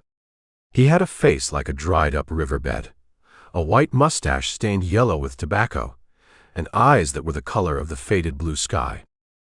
"You Pete?" Rip asked. The old man didn't look up from his carving. "Depends who's askin'. Name's Campbell. John Mackenzie sent me. Said you used to drive this route." "Used to do a lot of things," Pete said, a long, thin shaving curling away from his knife. "Used to be young. Used to think this country had a future." He finally looked up, his eyes squinting at Rip. "You're the one who's been stirring up the hornet's nest." "Just asking questions," Rip said. Questions are what got Joe Carson killed, Pete said, going back to his carving. And Tom Sullivan before him. This town ain't healthy for men with questions. Rip sat on the bench beside him, not too close. I heard there were some robberies last August. On your route. Pete's hand stilled. He looked up and down the empty street, his eyes lingering on the dark windows of the buildings across the way. That's old news. It's the kind of old news that doesn't seem to want to stay buried, Rip said. I'm interested in the details. The old man sighed, a long, weary sound. He closed his knife and slipped it into his pocket, along with the half-finished carving of a bird. You buyin'? Rip tossed him a silver dollar.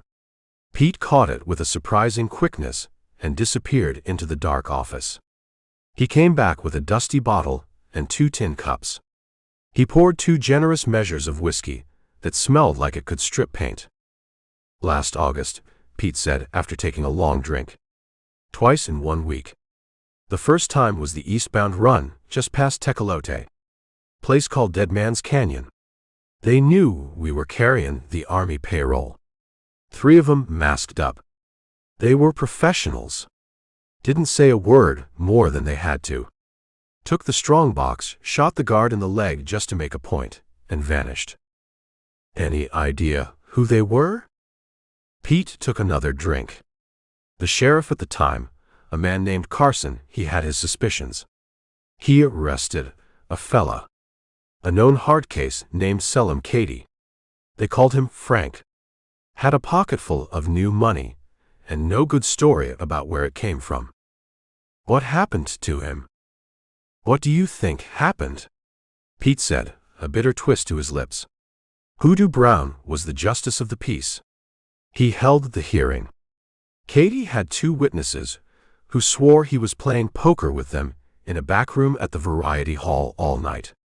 The witnesses were Dave Rudabout and J.J. Webb. Cady walked out a free man. The pieces were clicking into place. A perfect system. The gang committed the crime, and the law provided the alibi. And the second robbery? Rip asked. 5 days later, Pete said, his eyes distant. Same place. This time, it was the westbound run. They weren't after money that time. They were after a man. A land surveyor from back east. He'd been hired by some big railroad investors to map out new claims. Claims that Brown wanted for himself. What happened to him? They took him off the coach, Pete said, his voice dropping. Just him.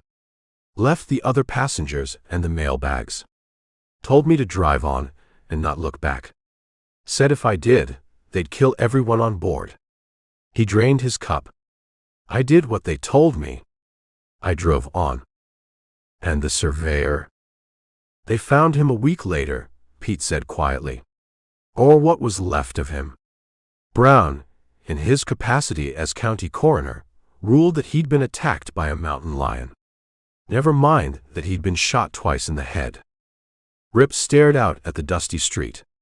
The tendrils of Hoodoo Brown's web reached farther than he could have imagined. It wasn't just about controlling a town. It was about controlling the whole territory. The land, the railroad, the law. Everything. You've kept quiet about this all this time, Rip said. It wasn't an accusation. It was a statement of fact. I got a wife and 2 grandkids in this town, Pete said, his voice a low growl. I keep quiet so they can stay alive. It's a trade I make every morning when I wake up. He looked at Rip, his faded blue eyes full of a weary wisdom. You ain't got a wife. You ain't got grandkids. You got nothing to lose. That makes you a dangerous man, Campbell. Dangerous to them. And dangerous to yourself. He stood up, his joints cracking. That's all the stories I got for today. Rip stood up with him. I appreciate you talking to me, Pete.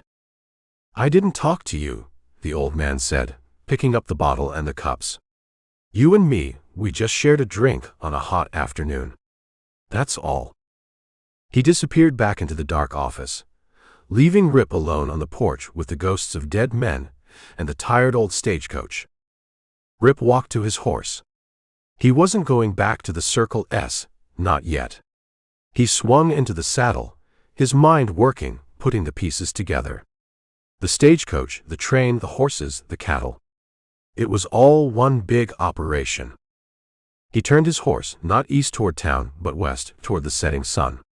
He rode out onto the Santa Fe Trail, the same trail the stagecoach had taken. He was going to see Dead Man's Canyon for himself. Chapter 15. You're the one. The voice was loud, full of a belligerent confidence that made the other three men at the poker table go very still. Rip didn't look up from the cards in his hand. He was in the back of the Silver Dollar Saloon, playing a quiet game with three local merchants who were losing their money with a kind of grim resignation. "I'm a lot of things," Rip said to his cards. "You'll have to be more specific." "The one who's been poking his nose where it don't belong," the voice boomed. "The one who thinks he's tougher than this town." Rip laid his cards down on the table. A full house, aces over eights. He raked in the small pot, his movements slow and deliberate. Then he finally looked up. The man standing over the table was big, but soft in the middle, his belly spilling over a fancy gun belt that held two nickel-plated revolvers. He had a florid whiskey drinker's face and a mouth that was set in a permanent sneer. This was six-shooter Bill Smith, a man who had earned his nickname not by being a particularly good shot, but by having a fondness for wearing a lot of guns and talking about how he was going to use them. He was Hoodoo Brown's blunt instrument. "You must be Bill Smith," Rip said, his voice quiet. "I've heard the stories." "I bet you have," Smith bragged, puffing out his chest. "I'm the man the judge sends when he wants a message delivered proper." "Is that what this is? A message?" "It's a one-way ticket," Smith said, his hand dropping to rest on the butt of one of his nickel-plated guns. "The judge is tired of you. He wants you out of Las Vegas. On the next train in a pine box. He ain't particular about the details." The three merchants at the table suddenly remembered they had urgent business elsewhere. They scraped their chairs back, mumbling apologies, and melted away, leaving Rip alone at the table with Smith. "The judge seems to send a lot of messengers," Rip said, leaning back in his chair. "Mather, Webb, Rudabout. Now you." A man might get the idea. He's scared to deliver his own mail. Smith's face darkened. "The judge ain't scared of nothin'. And neither am I." He looked around the now silent saloon. Honest John Mackenzie was behind the bar, polishing a glass that was already clean. The few other patrons were trying very hard to look like they weren't listening. "I'm the man who calms things down in this town. A peacekeeper." "I saw how you keep the peace," Rip said. "Marshal Carson. Deputy Sullivan. A man asks a few questions, and you calm him down with a bullet in the back." "Accidents happen," Smith sneered. "Especially to men who stick their noses in other people's business. Like that old Irishman out at the Circle S. He's just begging for an accident to happen to him. And that pretty daughter of his. A real shame when a woman's left all alone. But there's always men around to comfort a grieving widow." That was it. The line. Rip had been calm, had been content to let the man talk, to let him play out his string. But the casual, leering threat against Maggie was a different game. Rip didn't move, but the quiet in him changed. It went from calm to cold. "You're done talking, Smith." "Am I?"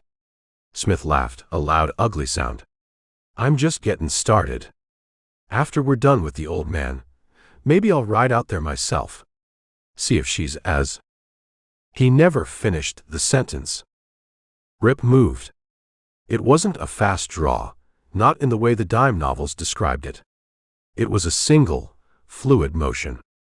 He kicked the legs of the poker table out from under it, sending the table flipping up into Smith's chest.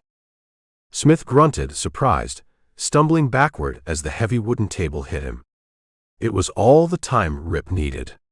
As the table fell, Rip was already on his feet, his own Colt in his hand, the barrel level. Six-shooter Bill was a braggart, but he wasn't a coward. He was fast. His own nickel-plated gun was clearing the leather as the table crashed to the floor. But he was a fraction of a second too late. He had been talking, and Rip had been waiting. Rip's Colt bucked once, the sound a flat, deafening roar in the enclosed space. A small dark hole appeared in the center of Bill Smith's white shirt. His eyes went wide with a final, uncomprehending shock. The gun in his hand went off, the bullet plowing harmlessly into the ceiling, sending a shower of plaster dust down onto the sawdust floor. Smith stood there for a long second, a look of profound surprise on his face, as if he couldn't quite believe that his own story had ended so abruptly. Then his knees buckled, and he crashed backward, his head hitting the floor with a sound like a dropped melon. The silence that followed was absolute, broken only by the tinkle of a piece of falling plaster. The air was thick with the smell of gunsmoke and spilled whiskey. Rip stood over the body, his gun still in his hand. He hadn't just defended himself. He hadn't just won a fight. He had crossed a line. He had killed one of Hoodoo Brown's men in the middle of town, in front of a dozen witnesses. He was no longer a nuisance, a complication that could be scared off or run out of town. He was a direct threat. He had declared war. And he knew, with a certainty that was as cold and hard as the gun in his hand, that Hoodoo Brown would answer that declaration. He looked around the room. Honest John Mackenzie was staring at him, his face pale. The other men were frozen, their eyes wide. Rip ejected the spent cartridge from his Colt, the brass casing spinning onto the floor. He reloaded the empty chamber, his movements sure and steady. He holstered the gun, the worn leather creaking in the silence. He turned his back on the body of six-shooter Bill Smith and walked toward the batwing doors, his boot heels echoing on the floorboards. Chapter 16. Rip walked out of the Silver Dollar Saloon and left the body of six-shooter Bill Smith behind him. The sun was high and hot, but the street felt cold. The few people who had been on the boardwalk when he went in were gone now. The news of the shooting spreading faster than a telegraph wire could carry it. Doors were closed. Windows were shuttered.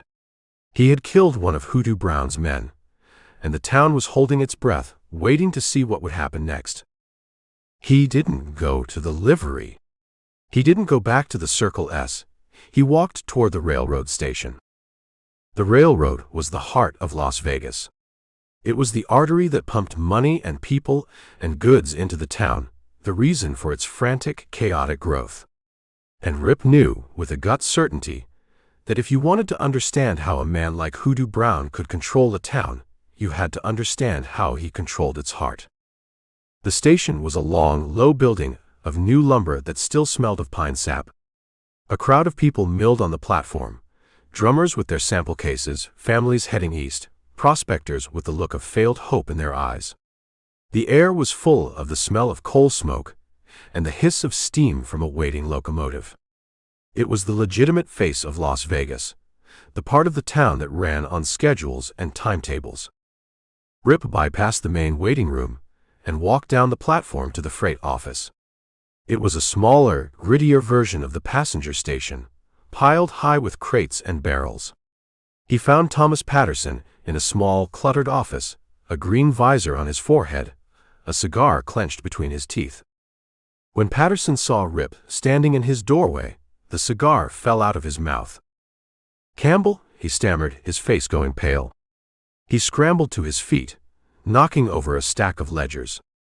I heard what happened. At the saloon." "Then you know I'm a man in a hurry," Rip said, stepping into the office and closing the door behind him. "Sit down, Patterson." The livestock agent sat. He looked like a man who had just been told his train was headed for a washed-out bridge. "I don't want any trouble," Patterson whispered, his eyes darting around the room as if he expected Dave Rudabout to materialize out of the shadows. "I paid the tariff. I always pay." "I'm not here about the tariff on my cattle," Rip said. He pulled up a wooden stool and sat, so his face was level with the terrified agents. "I'm here to talk about all the other tariffs. The ones on every box, every barrel, every piece of freight that comes off that train." Patterson started to shake his head, a weak, reflexive denial. "I don't know what you're talking about." "I think you do," Rip said, his voice quiet, but with an edge that cut through the man's fear. "I think you know that every merchant in this town pays a tax to Hoodoo Brown. I think you know that if they don't pay, their goods get lost. Or they get damaged in transit. Or they just sit on this platform until they rot."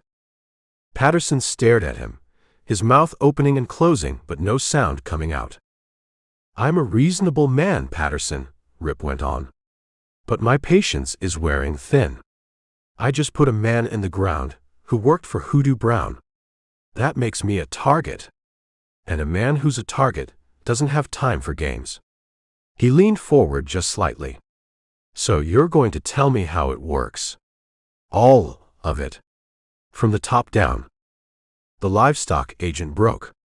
The fear of Hoodoo Brown was a powerful thing, but the fear of the man sitting right in front of him, a man who had just proven he was willing to kill, was more immediate. "It's the manifests," Patterson said, his voice a hoarse whisper. "Webb. J. Webb. He gets a copy of every freight manifest that comes into this station. Before I even see it. He knows what's coming in, who it's for, and what it's worth. And he sets the price." Patterson nodded, misery etched on his face. "He calls it unloading and security fees. $1 a barrel for whiskey. $2 a crate for mining equipment. 5% of the value for dry goods." He gave a bitter laugh. "It's the most organized system of theft I've ever seen. He's got a man inside the main freight office in Kansas City. He knows what's on the train before it even leaves the station." "And the railroad?" Rip asked. "They just let this happen?" "The railroad doesn't care," Patterson said, his voice full of a weary disgust. "As long as their trains run on time and their own coffers are full, they look the other way. They've got their own deals with Brown. He guarantees no trouble on their line, no robberies, no washed-out bridges. In return, he gets a free hand to run his own little kingdom here in the freight yard." It was bigger than Rip had imagined. It wasn't just a local gang. It was a corporation with partners in other cities, with the tacit approval of the most powerful company in the West. "The money," Rip said. "Where does it go?" "Webb collects it," Patterson said. "Every Friday. He makes the rounds, his ledger in his hand. Then he takes it to Brown. They say Brown has a safe in his office at the Variety Hall that's bigger than my desk." He looked down at his own ink-stained hands. "The railroad brought prosperity to this town, Mr. Campbell. That's what they all say. But it's a lie.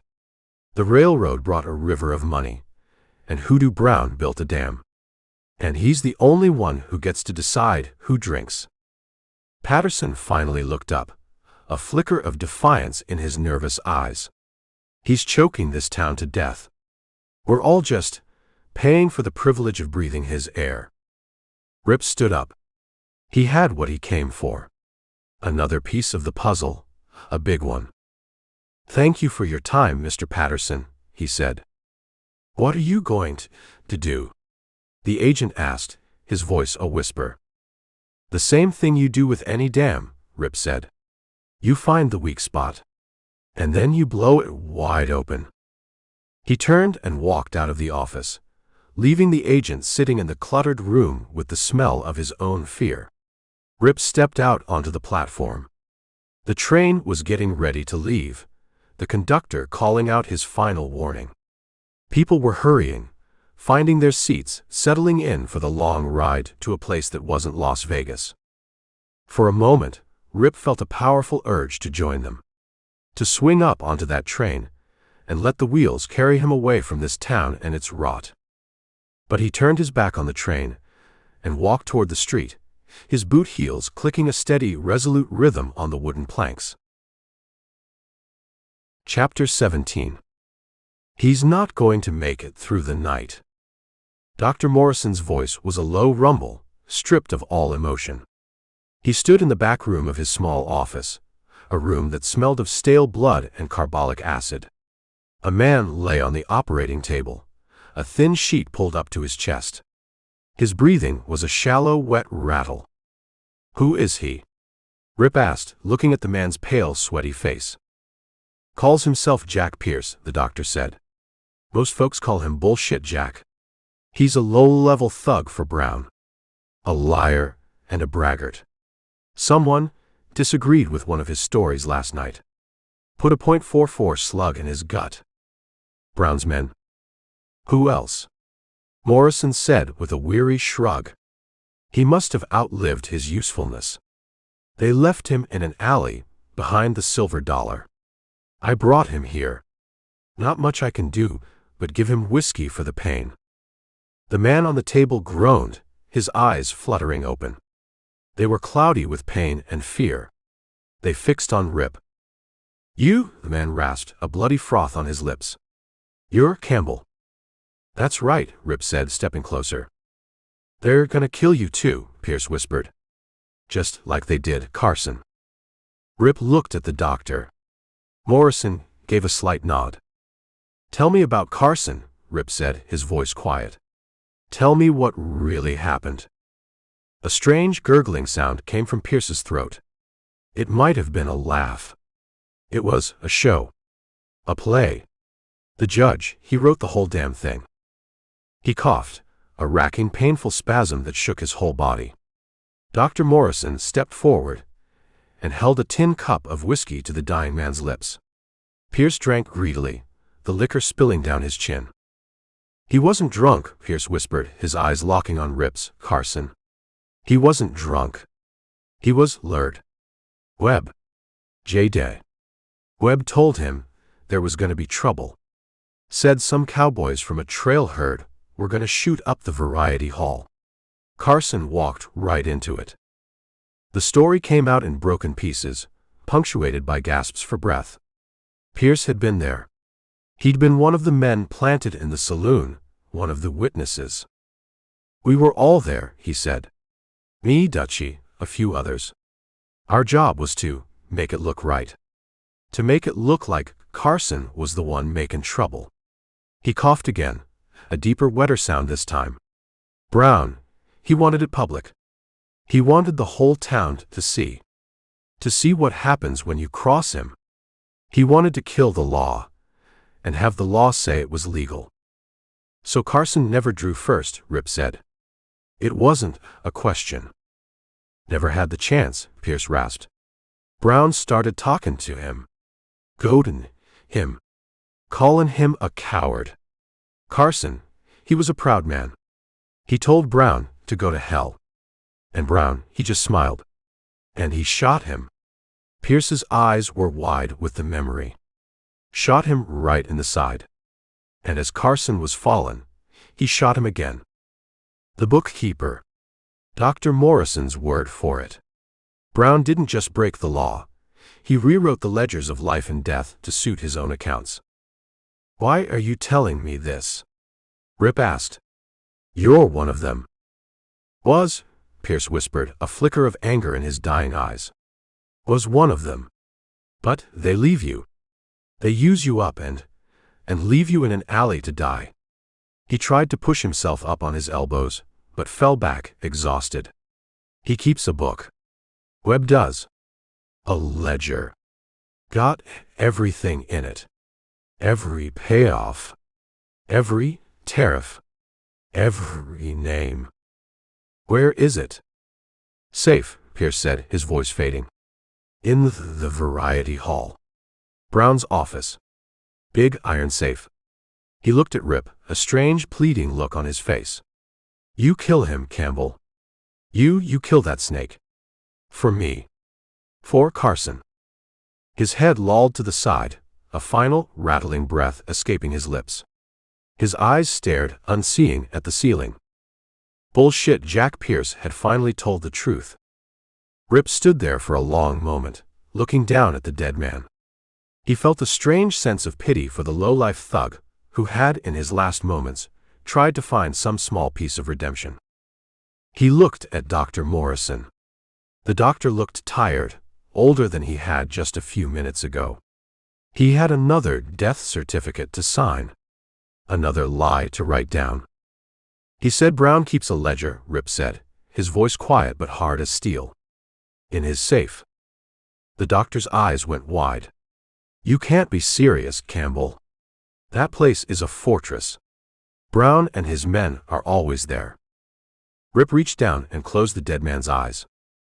I've never been more serious in my life, he said. Chapter 18. You should go. Rip's voice was quiet, but it carried in the still morning air. He stood on a ladder, patching a section of the adobe house where a stray bullet had gouged a deep wound in the wall. Maggie stood below him, holding a bucket of fresh mud and straw. Go where? She asked, not looking up. Santa Fe, Rip said. Anywhere but here. You and your father. Take the train. Stay with friends until this is over. She looked up then, and the morning sun caught the fire in her hazel eyes. And when will that be, Rip? When you're lying in the street like Joe Carson? When my father is dead? When will it be over? It'll be over when Brown is, he said, smoothing the patch with his hand. But it's going to get worse before it gets better. After what happened with Bill Smith, Brown won't be sending messengers anymore. He'll be sending an army. Then we'll fight an army, she said, her voice as hard and unyielding as the land around them. This isn't your fight, he said, climbing down the ladder. I brought this on you. On your father. You didn't bring it, she countered, stepping in front of him, forcing him to meet her gaze. It was already here. It was here the day they killed my Tom. It was here the day they burned our bunkhouse. All you did was shine a light on it. She took a deep breath. This is our home, Rip. We don't run from our home. Maggie, be reasonable. It's just land. You can buy other land.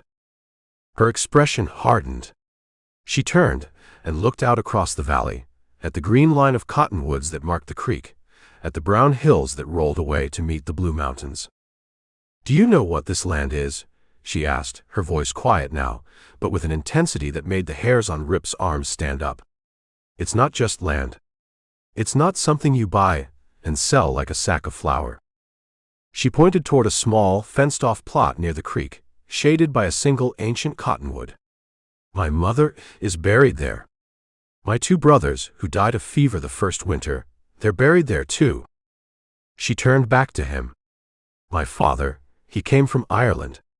During the Great Famine. He watched his own parents starve to death because a landlord they'd never met decided the rent was more important than their lives. He came to this country on what they called a coffin ship, because more people died on the voyage than lived.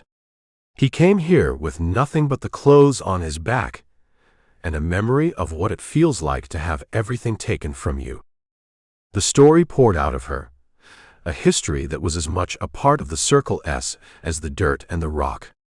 She told him how her father had worked on the railroad, swinging a hammer for $1 a day, sleeping in filthy work camps, saving every penny.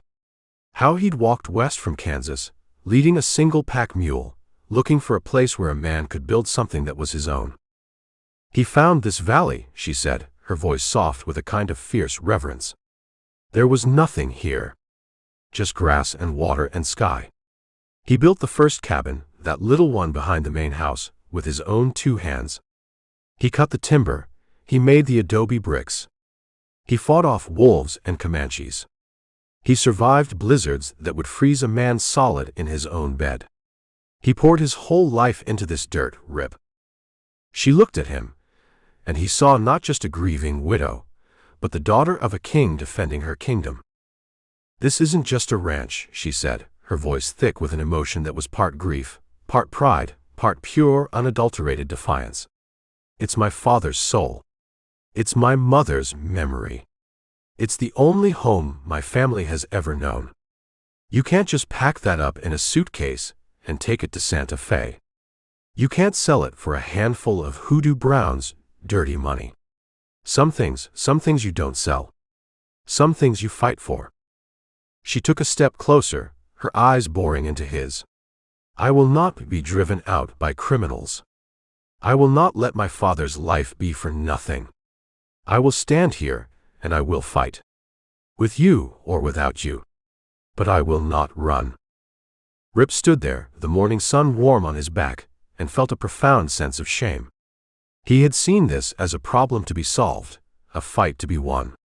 He had seen the ranch as a piece on a chessboard. He hadn't seen the heart of it.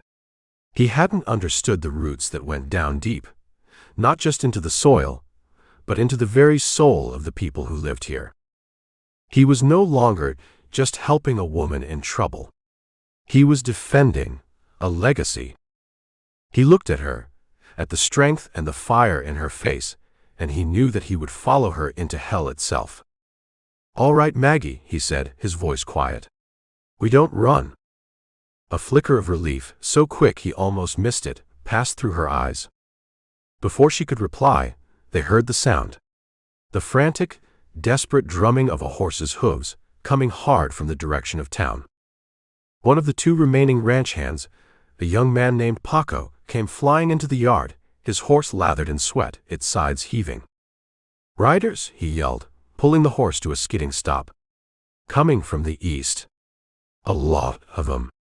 10, maybe 12. Rip and Maggie looked at each other. The time for talking was over. The army was here.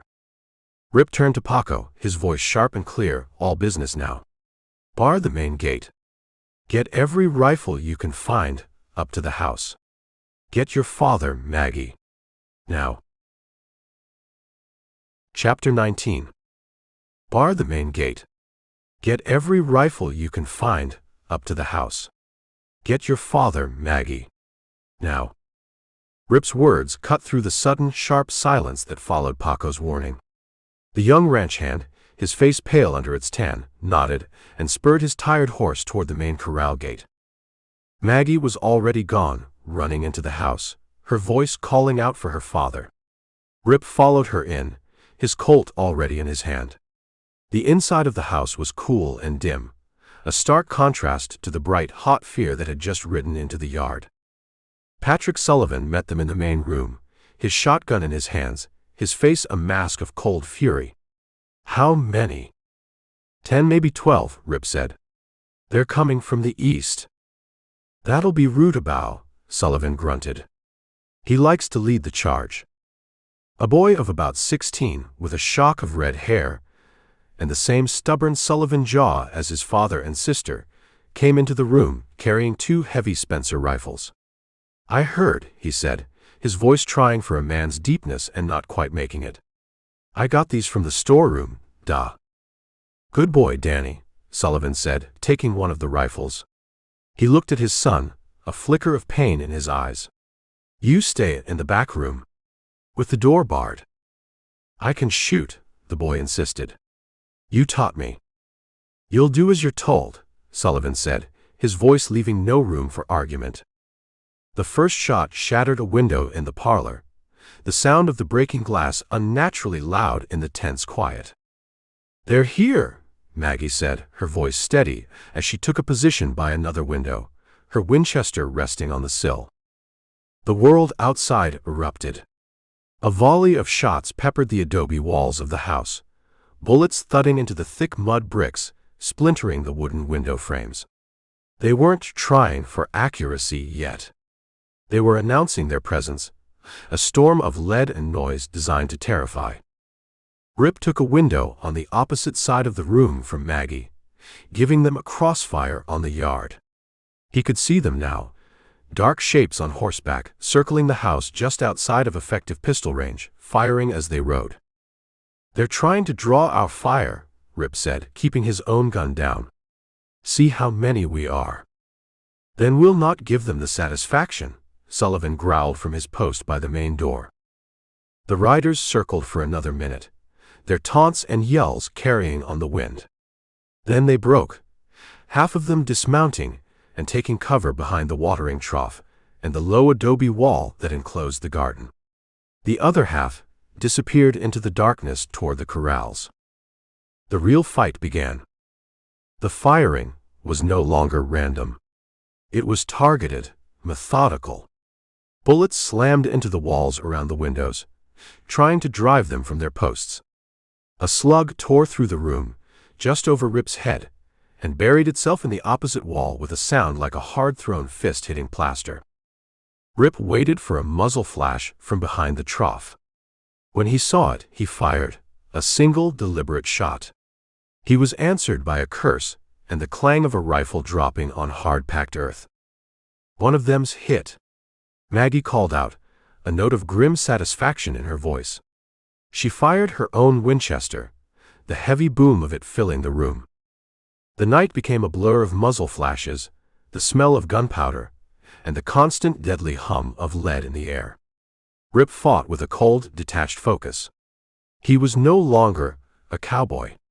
He was a soldier in a siege, his world narrowed to the small rectangle of his window and the dark shapes that moved in the yard beyond. From the back of the house, they heard a new sound. The splintering of wood. "They're at the back door," Sullivan yelled. Danny, the boy, appeared in the doorway of the main room, his face white but his eyes blazing. He was holding an old dragoon pistol that was almost too big for his hands. "Duh, they're trying to break in."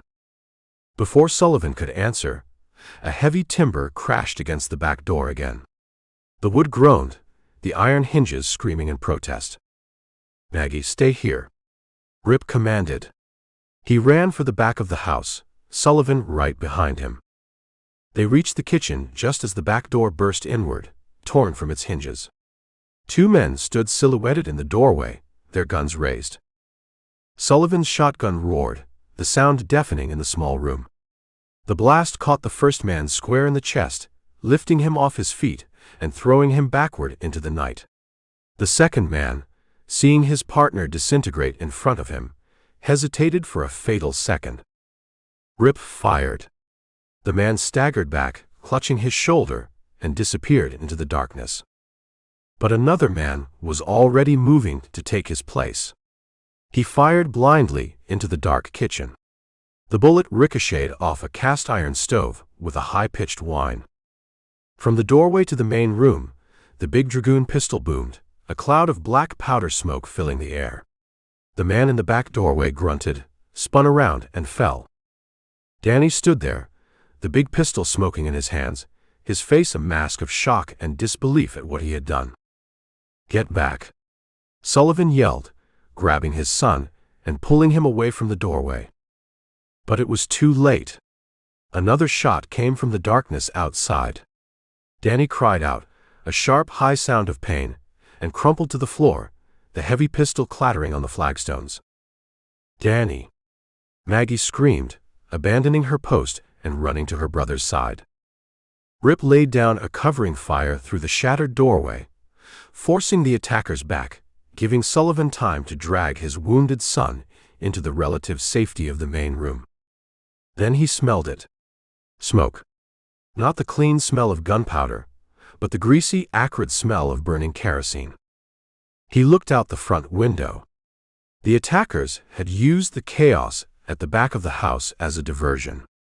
A torch had been thrown onto the dry timber of the front porch. The flames were already licking up the walls, the fire catching with a hungry roar. They were being burned out. Chapter 20. The fire on the porch was eating the dry timber with a hungry, crackling roar.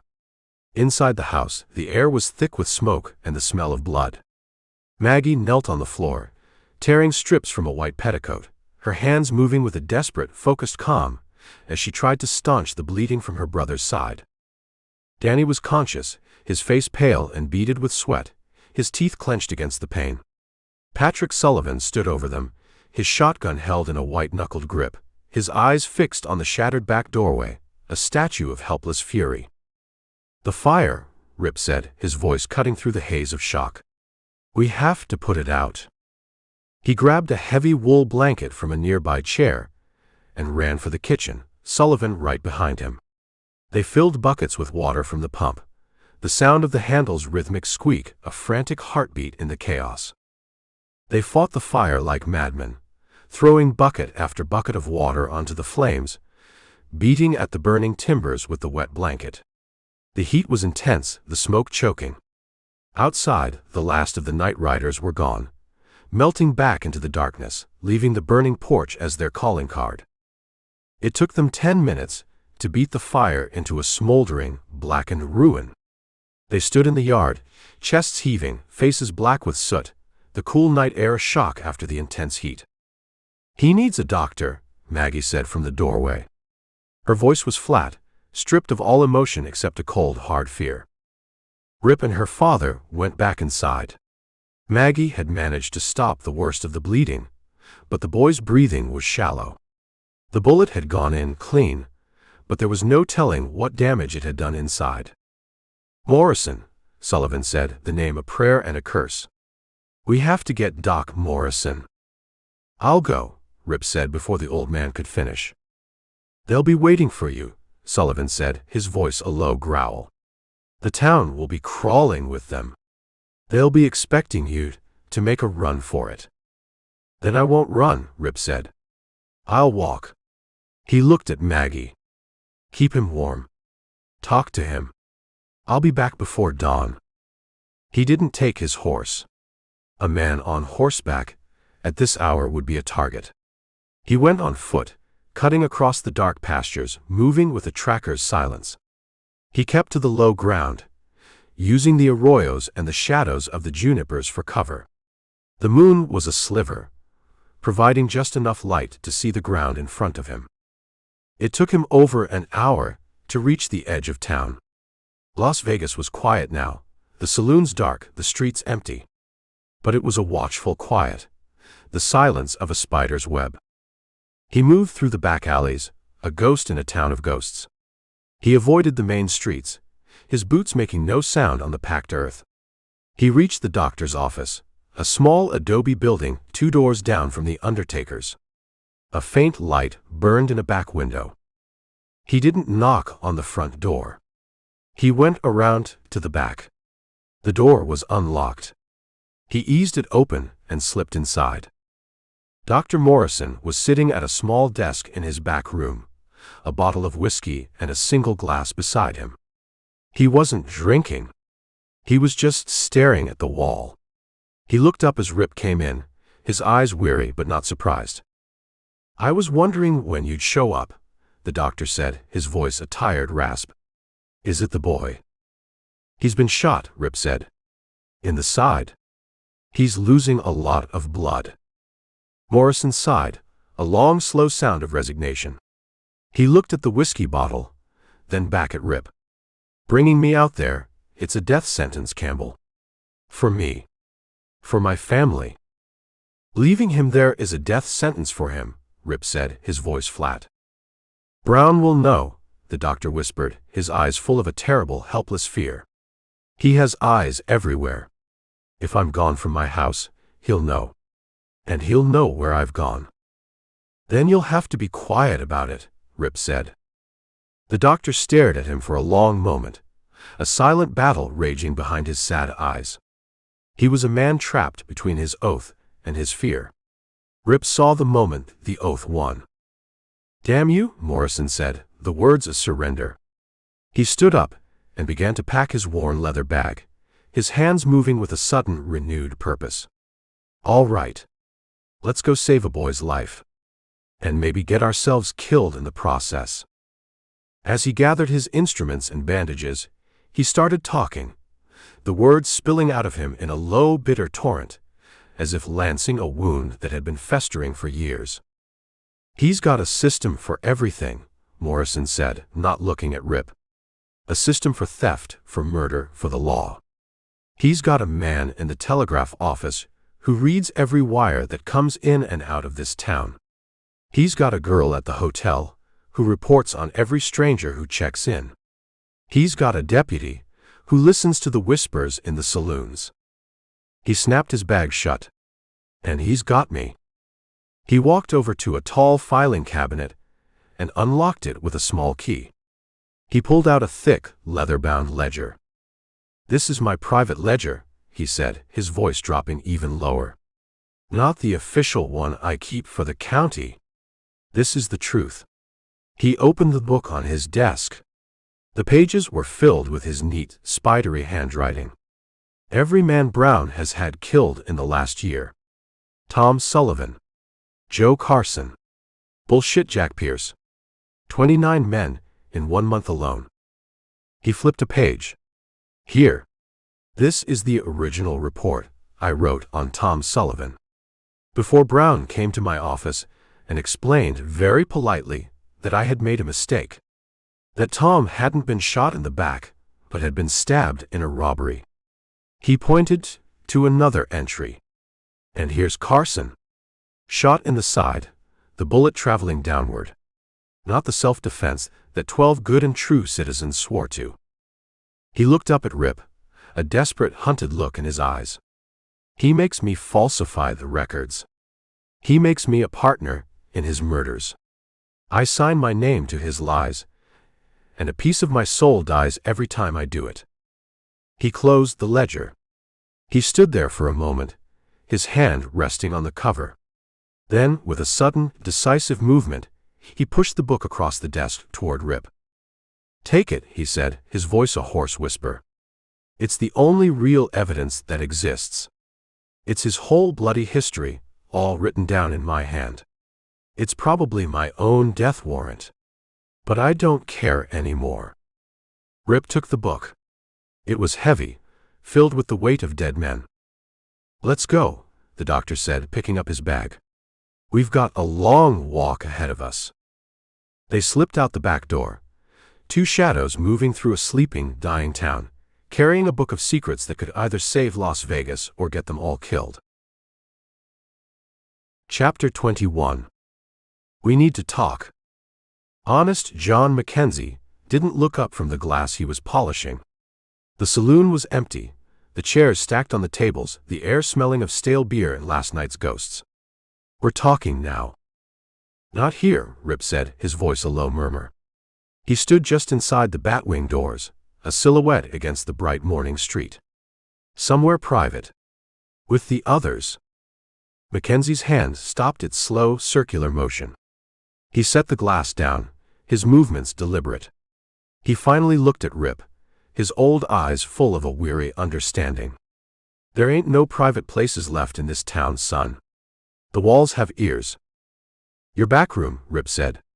"After you close up tonight. Midnight."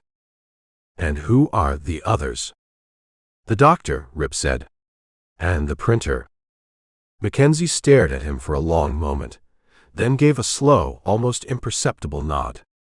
"I'll lock the front door at 11. The back alley door will be open." He picked up his polishing cloth again. "Don't be late. And don't be seen." Midnight found 4 men sitting around a small, scarred table in the back room of the Silver Dollar Saloon. A single lantern cast long, dancing shadows on the walls, making the small space feel both intimate and dangerous. The only sound was the nervous drumming of Dr. Morrison's fingers on the thick leather cover of his ledger. Samuel Hayes, the printer, sat with his hands folded, his face a mask of cynical calm. Honest John Mackenzie poured 4 glasses of whiskey from a bottle he'd saved for special occasions, though this didn't feel like a celebration. It felt like a wake.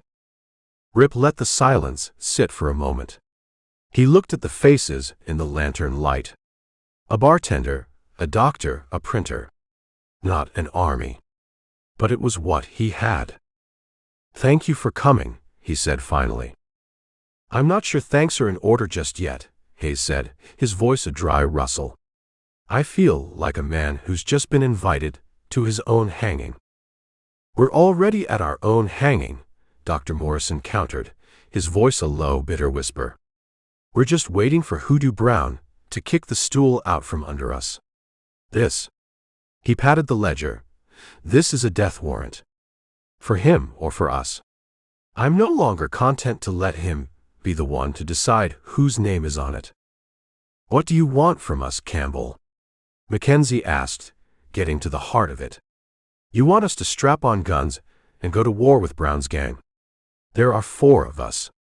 There are 20 of them. The arithmetic is poor." "We can't fight them with guns," Rip said.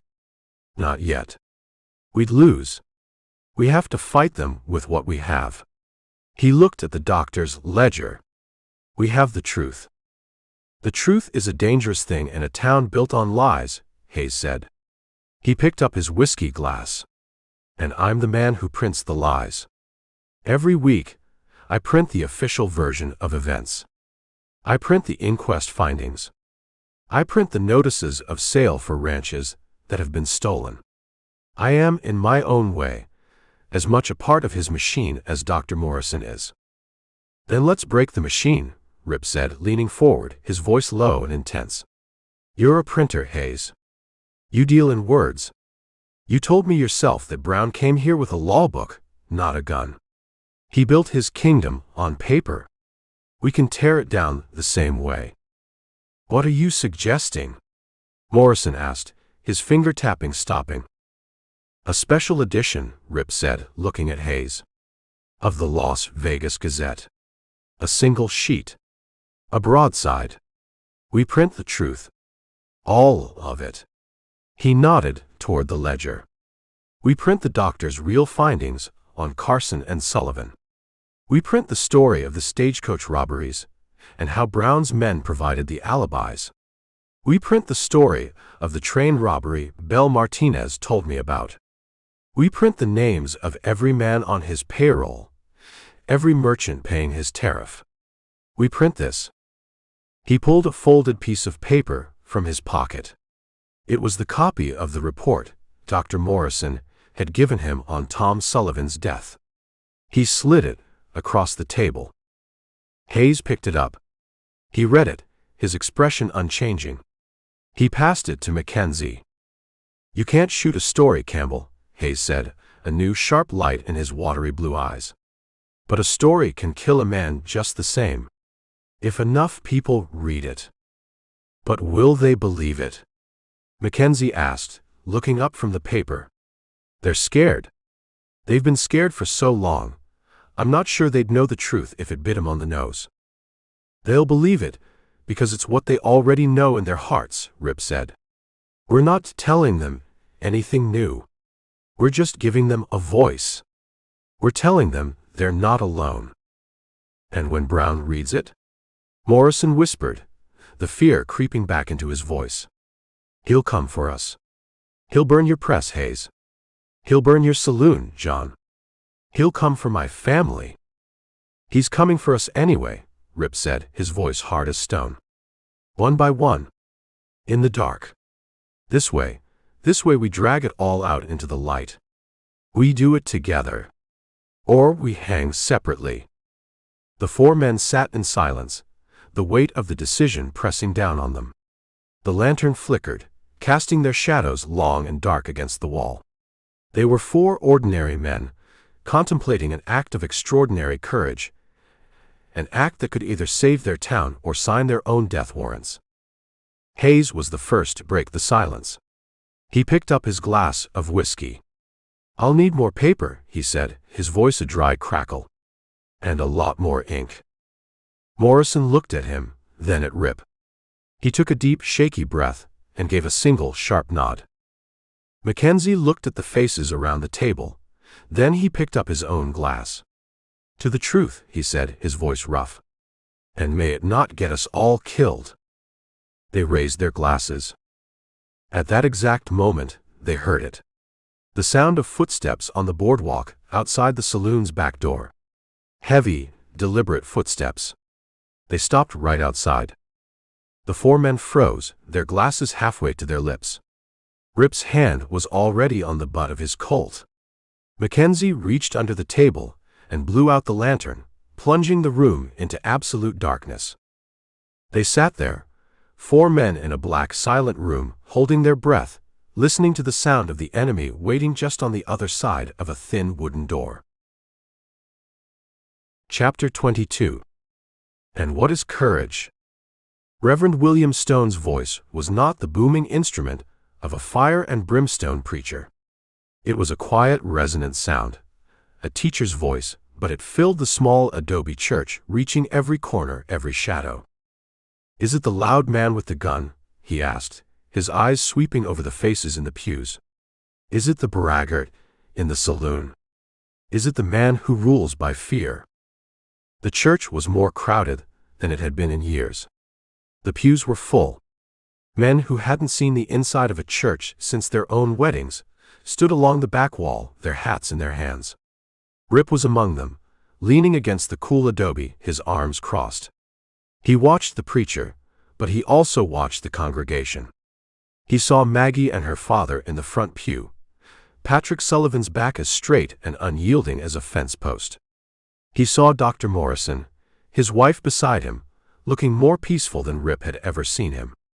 He saw Samuel Hayes, the printer, his face impassive, and honest John Mackenzie, who looked like he was expecting the roof to fall in at any moment. "No," the Reverend said, his voice dropping, drawing them all in.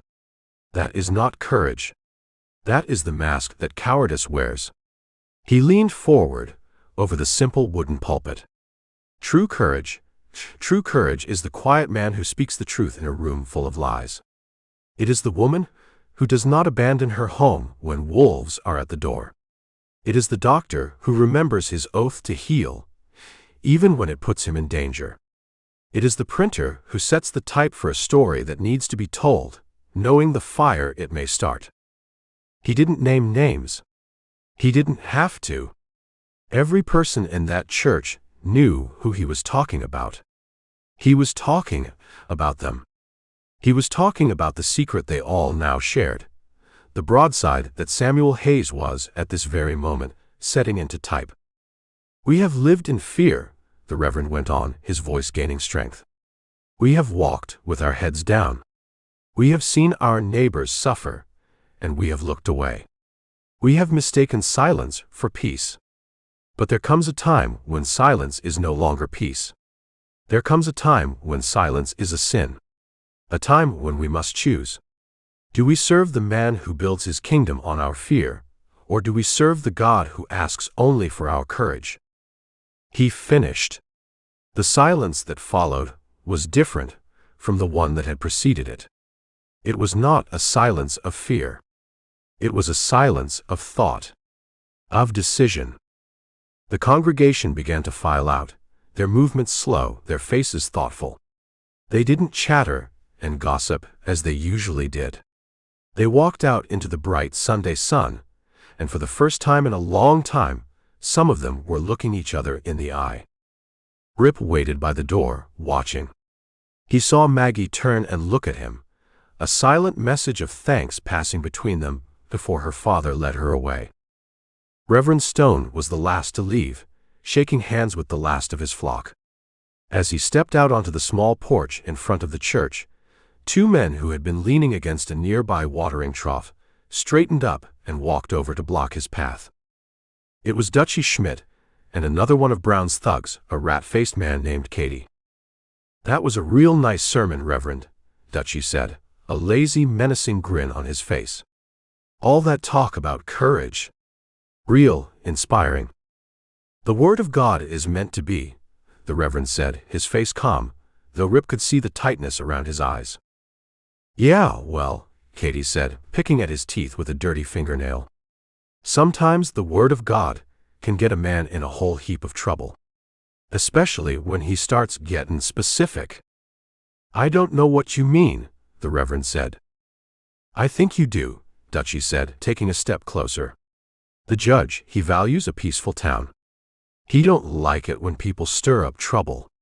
And talking about wolves and liars, that sounds like trouble to me." He looked at the small adobe church.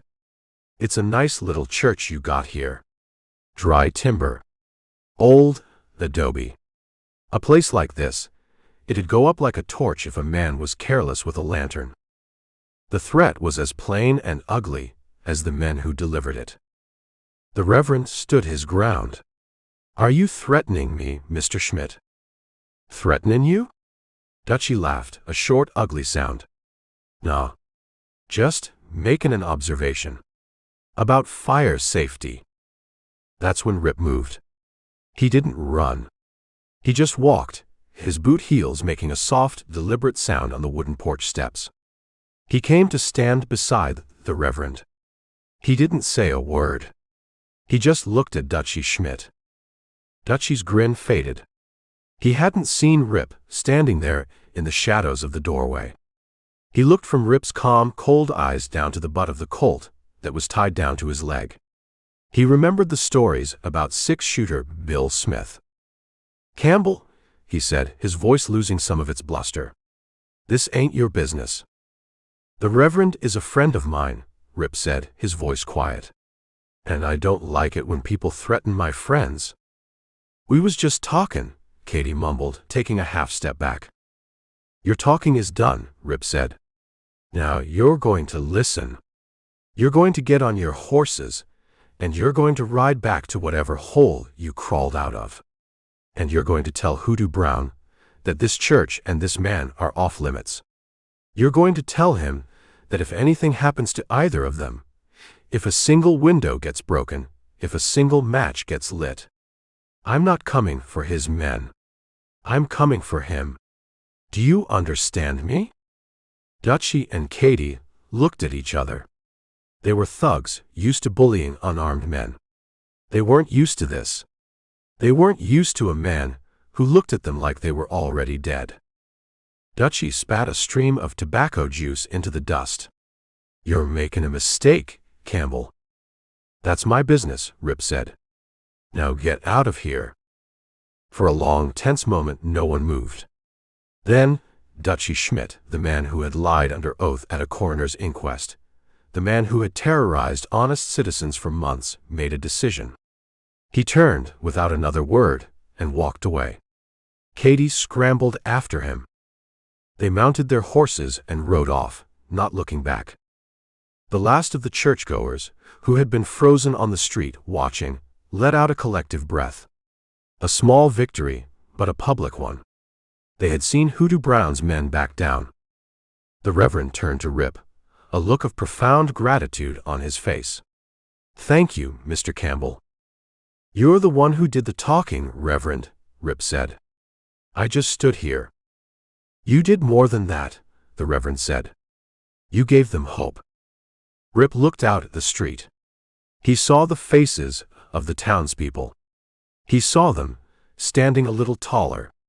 He saw them looking at each other, a new shared understanding in their eyes. The storm was gathering. And for the first time, it wasn't just him standing against it. He turned and walked away from the church. Chapter 23. "You're a patient animal, aren't you?" Rip spoke the words softly, running a hand down the buckskin's neck. The horse nickered, its warm breath fogging in the cool night air of the livery stable. "Just stand here and wait for the next damn fool thing I'm going to ask you to do." He was alone. The livery owner, Elias, had gone home hours ago, leaving Rip with the quiet company of a dozen horses and the smell of hay and old leather. He'd come to check on the buckskin's leg. The wound was healing clean, thanks to Doc Morrison, but Rip used it as an excuse. He needed a quiet place to think, and the Circle S ranch house was too full of ghosts and watchful eyes. A floorboard creaked in the hayloft above him. Rip didn't flinch. He just stopped stroking the horse, his hand hovering in the air. He stood very still, listening. The only sounds were the soft stamp of a hoof, the rustle of a mouse in the hay. "You can come down now, Mather," Rip said to the shadows. "Or I can start shooting at the ceiling. Your choice." The silence stretched for a long, tense moment. Then, a figure detached itself from the deep shadows of the loft ladder. Mysterious Dave Mather moved with a liquid silence, his feet making no sound on the hay-strewn floor. He stopped 10 feet away, a ghost in a dark suit, his pale eyes catching the faint lantern light. "How did you know?" Mather asked, his voice as quiet as the dust motes dancing in the air. "You smell of whiskey and gun oil," Rip said, turning slowly to face him. "And you don't breathe like a man who's sleeping." Mather almost smiled. It was a flicker at the corner of his mouth, there and gone in an instant. "You're a careful man, Campbell." "I'm a man who wants to stay alive," Rip said. "Your boss seems determined to make that difficult. I figure you're here to finish the job." "If I was," Mather said, his voice flat, "we wouldn't be talking."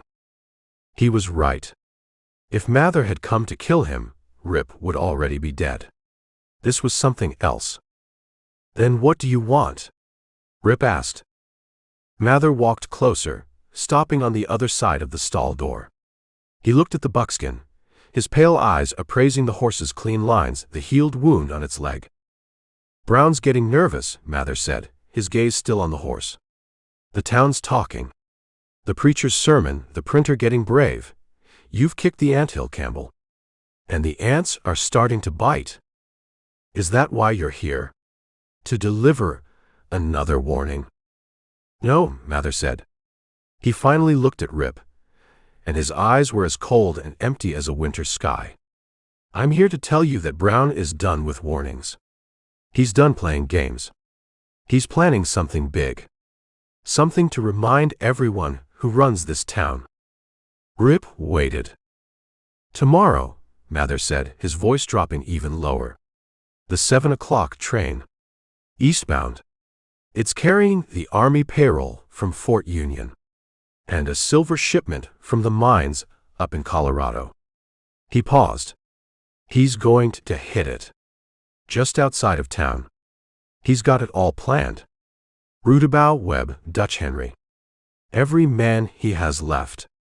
He's going to make a statement." Rip stared at him, trying to read the unreadable face.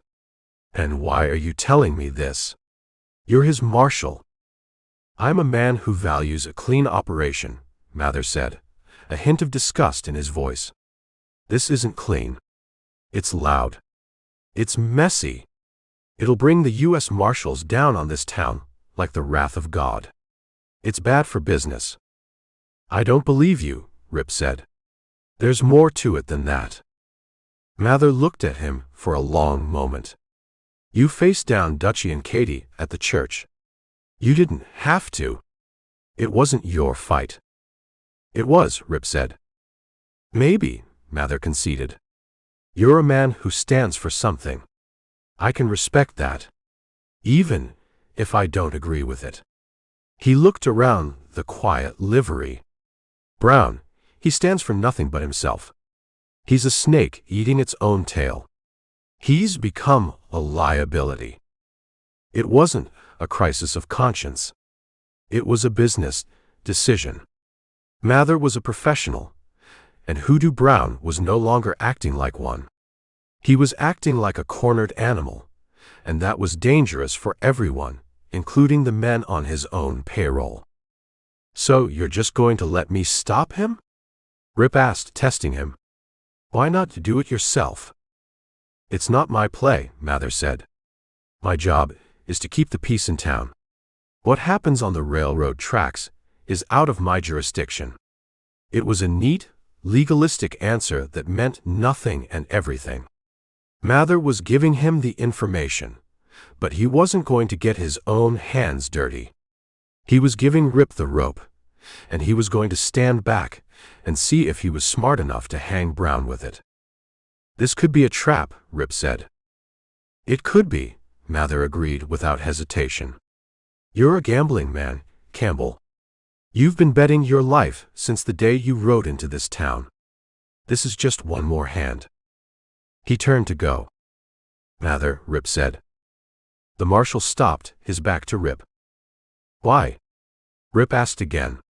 "The real reason." Mather was silent for a long time. "Joe Carson was a good man," he said finally, his voice so quiet Rip could barely hear it. "He was a fool, but he was a good man." He walked away then, melting back into the shadows he had come from, leaving Rip alone with the quiet horses and a piece of information that could change everything. Rip stood there, his mind racing. The train. The payroll. It was the move of a desperate man. A man who knew he was losing control and was willing to burn the whole town down to prove he was still in charge. It could be a trap. A way to lure him and his few allies out into the open to be slaughtered. But as he stood there, he thought of Mather's last words. Joe Carson was a good man. Maybe, just maybe, even a man like mysterious Dave Mather had a line he wouldn't cross. He ran his hand over the buckskin's neck one last time. "Looks like you're not done yet, old friend," he whispered. He turned and strode out of the livery stable, his boot heels clicking a sharp, decisive rhythm on the hard-packed earth. He wasn't heading for the edge of town. He was heading for the printer's office. Chapter 24. It's a trap.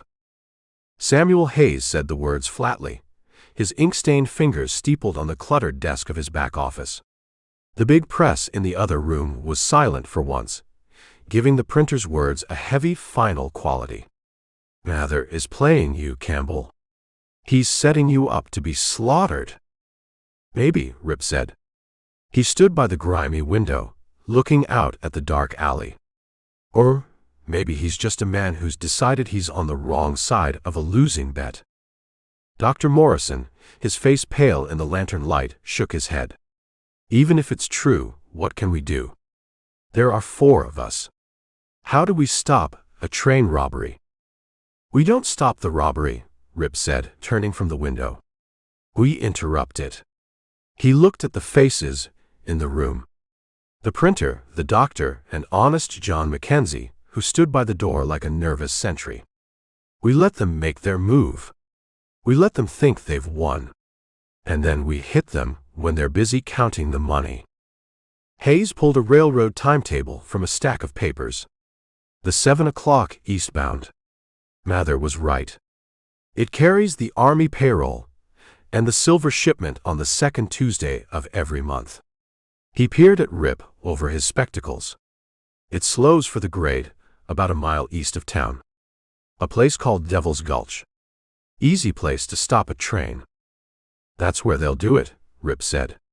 They'll have horses waiting. They'll take the money and be in the hills before anyone in town even knows the train is late. He looked at Mackenzie. You know their habits, John. Who will be there? All of them, the old bartender said, his voice a low growl. Rudabout for the muscle.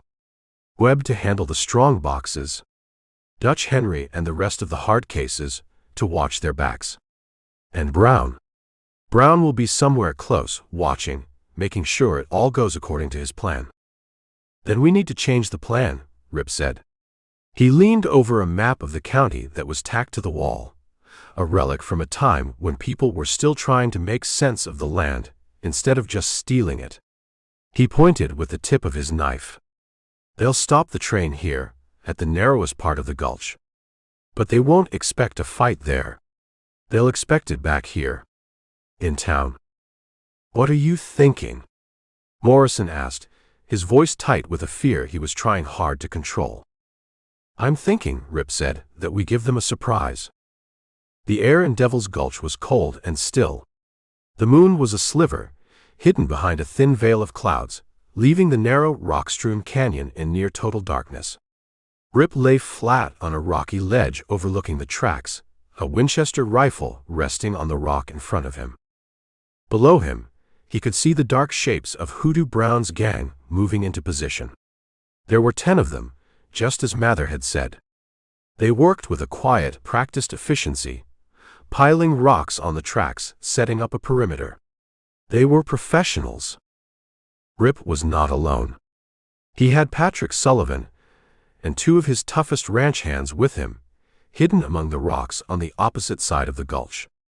They were outnumbered, but they had the high ground. The plan was simple, and probably suicidal.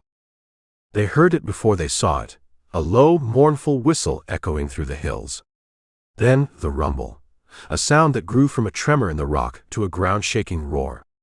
A single bright headlight cut through the darkness, sweeping across the canyon walls. The train came around the bend, its big locomotive puffing steam, slowing for the grade. The engineer saw the obstruction on the tracks and hit the brakes, the screech of steel on steel, a tortured scream in the night. The train shuddered to a halt, steam hissing from its pistons. Down below, the gang moved. Dirty Dave Rudabout was the first one on the tracks, a shotgun in his hands, his men fanning out behind him. They ignored the passenger cars. They went straight for the express car, the second car behind the engine. J. Webb, looking out of place in his town suit, directed two men with sledgehammers to the heavy door of the express car. The rhythmic, brutal pounding began. It was all going according to Brown's plan. That's when Rip fired. He wasn't aiming for a man. He was aiming for a lantern that one of the gang members had set on a rock, its yellow light illuminating the whole scene. The Winchester bucked against his shoulder. The lantern exploded in a shower of glass and burning oil.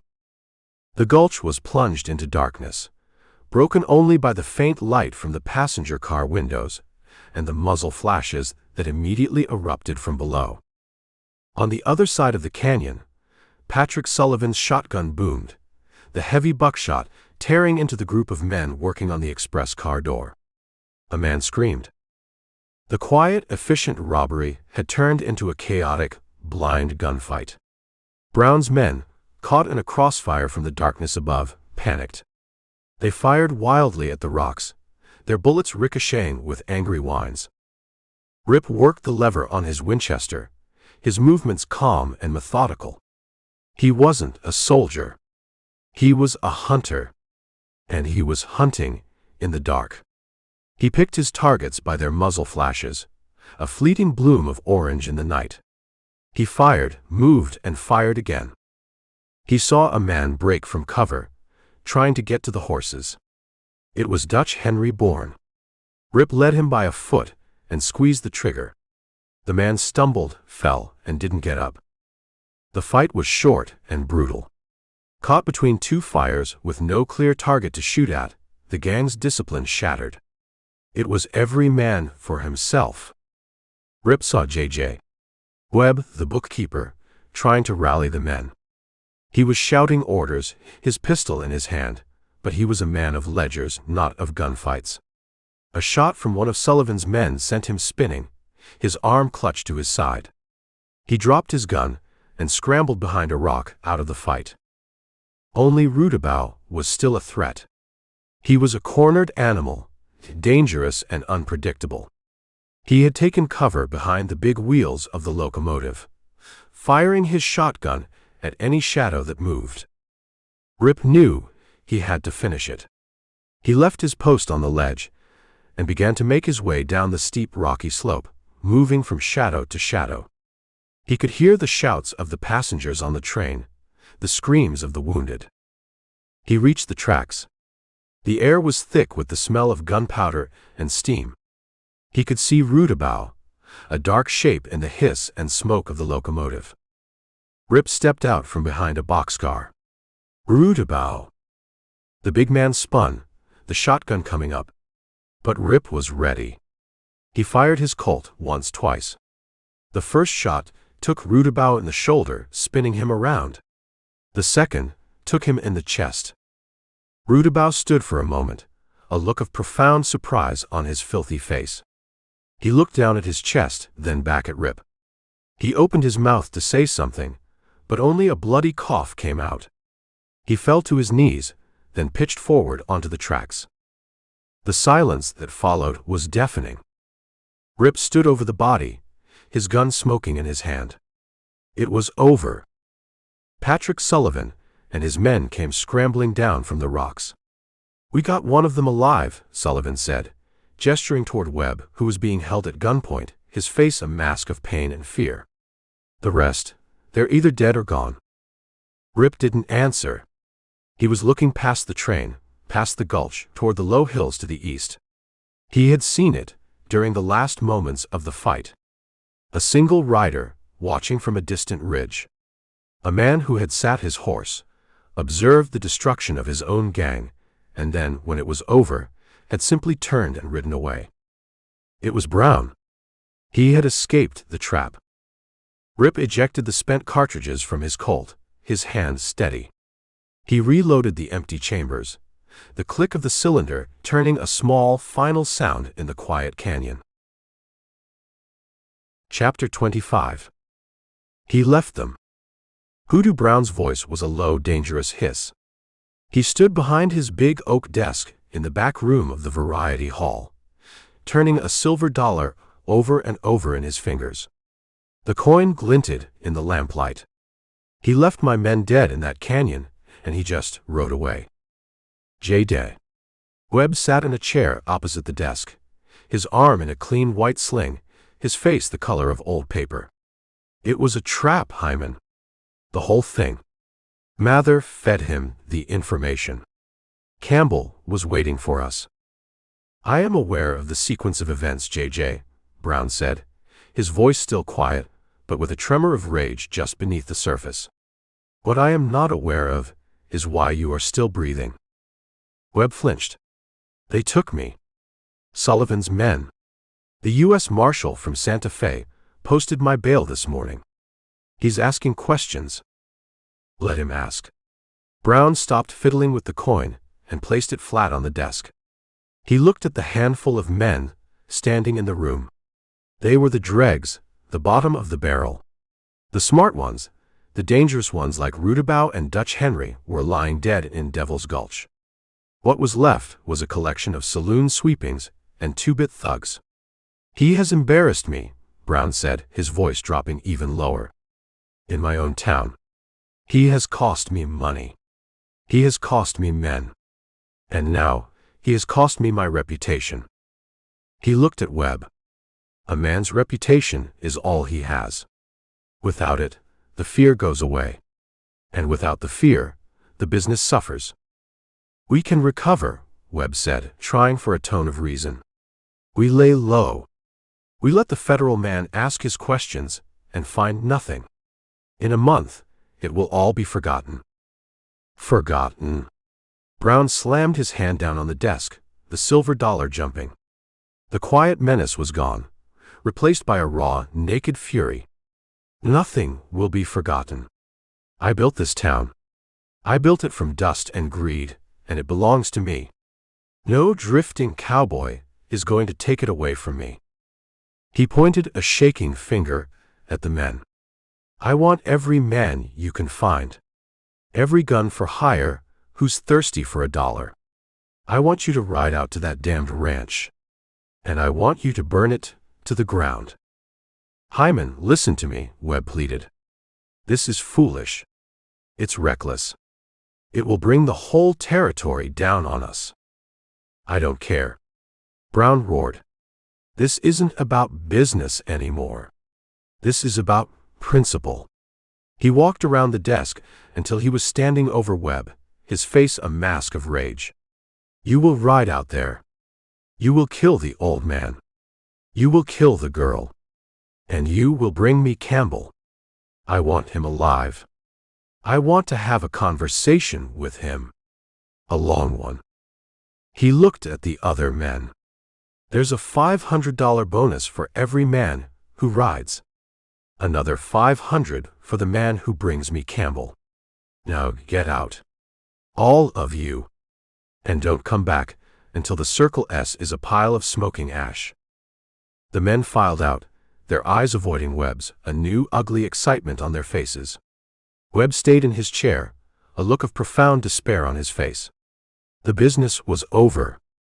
The quiet, profitable enterprise of corruption was finished. All that was left was the killing. Rip was in the printer's office, a cup of coffee in his hand, watching Samuel Hayes set the type for the broadside that would tell the whole town the truth. It was slow, meticulous work. The bell over the front door tinkled. Mysterious Dave Mather stood there. He didn't come in. He just stood in the doorway, his pale eyes finding Rip's. He knows, Mather said. His voice was flat, without inflection. About the broadside. He has a man watching this place. Let him watch, Rip said.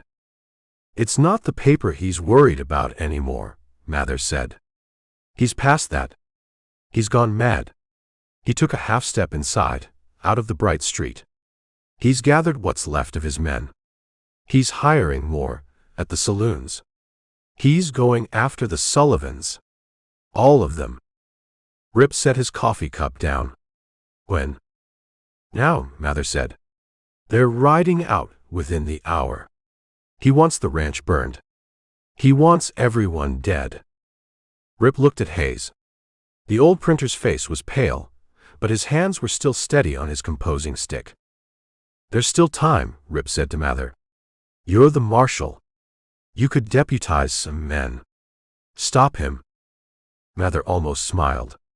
My jurisdiction ends at the town line. And there aren't 5 men in this town who would have the guts to ride against him. He looked at Rip. This is your fight, Campbell. It always has been. He turned and walked out, the bell over the door giving a final, mournful little tinkle. Rip was already moving. Hayes, you get that paper printed. Get it on every door in this town. It's our only chance. He ran out of the office, not even stopping to say goodbye. He ran for the livery, his mind a cold, clear machine of calculation. An hour. They had an hour's head start. But they would be a large group, moving slow. He would be one man, riding hard. It was a race. A race against death. He threw his saddle on the buckskin, his hands moving with a frantic, desperate speed. He didn't bother with a rifle. It would just slow him down. This would be close work. His Colt would be enough. He swung into the saddle and spurred the buckskin out of the livery at a dead run, scattering a flock of chickens and sending a startled merchant diving for cover. He didn't look back. He rode north, his body low over the horse's neck, the wind tearing at his face. The town fell away behind him, and the vast, empty prairie opened up. He pushed the horse, harder than he ever had before. He could feel the animal's powerful muscles working beneath him, the great lungs heaving. Every minute counted. Every second. He thought of Maggie, of her father, of the boy Danny, still recovering from his wound. He had brought the storm down on their heads. He had to be the one to see them through it. An hour later, his horse lathered in sweat, its breath coming in ragged gasps. He topped the last ridge overlooking the Circle S Valley. He saw them. A cloud of dust on the eastern trail, still a mile away but moving steadily. A dark line of riders, a hornet's nest stirred to a killing frenzy. He spurred his horse down the long slope toward the ranch house, a lone rider racing against an army, the setting sun at his back. Chapter 26. Get the windows. Rip's voice was a raw shout as he burst through the front door of the Circle S ranch house, his buckskin right behind him, stumbling with exhaustion. They're here. Bar the doors. Patrick Sullivan was already there, his face a grim mask, the long barrel of his shotgun resting on a windowsill. How many? Too many, Rip said, slamming the heavy wooden bar across the door. He ran to the front window, peering out into the twilight. The dark line of riders was already spreading out, a pack of wolves circling, their forms stark against the last bloody light of the setting sun. Maggie was at the back of the house, her voice sharp and clear, directing the 2 ranch hands, Paco and a wiry old-timer named Gus. The water barrels. Fill every bucket we have. And bring the extra ammunition from the storeroom. The house, which had been a home just minutes before, was transforming into a fortress. The thick adobe walls, built by Patrick Sullivan to withstand Comanche raids a generation ago, would have to stand against a new kind of savage. The first volley of shots was a ragged, angry roar. Bullets thudded into the adobe, chewed splinters from the wooden shutters. It wasn't aimed fire. It was a statement, a declaration of intent.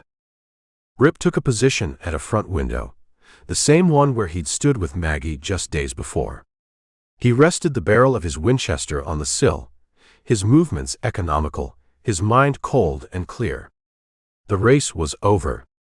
The siege had begun. "Don't waste your shots," he called out, his voice carrying through the house. "Wait for a target. Make every one count." Outside, a man on horseback galloped past the main gate, a lit torch in his hand. He threw it, a high, fiery arc against the darkening sky. It landed on the roof of the small smithy, the dry timber catching with a whoosh. "They're trying to burn us out again," Sullivan growled from his position. "Let it burn," Rip said. "It's just a building. We need to protect the house." He saw another rider making a run, this one heading for the main barn. Rip led him, squeezed the trigger, and the man tumbled from his saddle, his torch flying harmlessly into the dirt. The attackers pulled back then, taking cover in the growing darkness, using the corrals and the burning smithy for cover. The fight settled into a grim, patient rhythm. A muzzle flash from the darkness, followed by the thud of a bullet hitting the house. A return shot from one of the windows. A curse. Silence. An hour passed. The smithy burned, casting a flickering, hellish light over the ranch yard, silhouetting the attackers as they moved from cover to cover. Inside the house, the air was thick with the smell of gunpowder and smoke.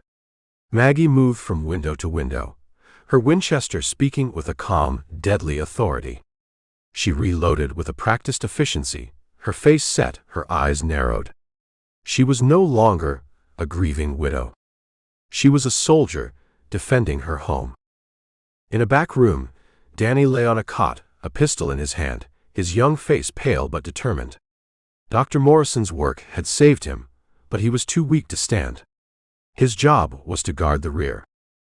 Then they saw him. A man walked out from behind the main corral into the full glare of the firelight. He was dressed in a fine black coat, a silver dollar glinting in his hand as he tossed it in the air and caught it. It was Hoodoo Brown. He had come to oversee the destruction personally. "Sullivan," Brown's voice was a clear, carrying shout full of a chilling, confident rage. "You've had your chance. You've cost me a great deal of money, you stubborn old Mick. I'm here to collect my debt." Patrick Sullivan moved to the main window, his shotgun resting on the sill. "You'll collect nothing here but a gut full of buckshot, you murdering coward." Brown laughed, a sound that was genuinely amused. "Your house is surrounded. Your son is wounded. Your protector is a drifter with a price on his head. You have nothing left." He pointed a finger at the house. "I will give you one last chance. Send out the girl. And Campbell. Send them out, and I will let you and the boy live. You have my word as a gentleman. Your word is as worthless as your soul." Sullivan roared back. "So be it," Brown said, his voice turning cold. He turned to his men. "Burn it. Burn it all." The attack began again, but with a new, focused fury. They weren't just shooting at the house anymore. They were advancing. Two men, using a heavy timber as a battering ram, made a run for the front door. Rip and Sullivan fired at the same time. One of the men went down, the timber falling with him. The other scrambled back into the darkness. But it was a diversion. On the far side of the house, two more of Brown's men had reached the walls, unseen in the shadows. They began to pile brush against the adobe, splashing it with kerosene. "The west wall!" Maggie screamed. Rip ran to the side window. He saw them, two dark shapes working frantically.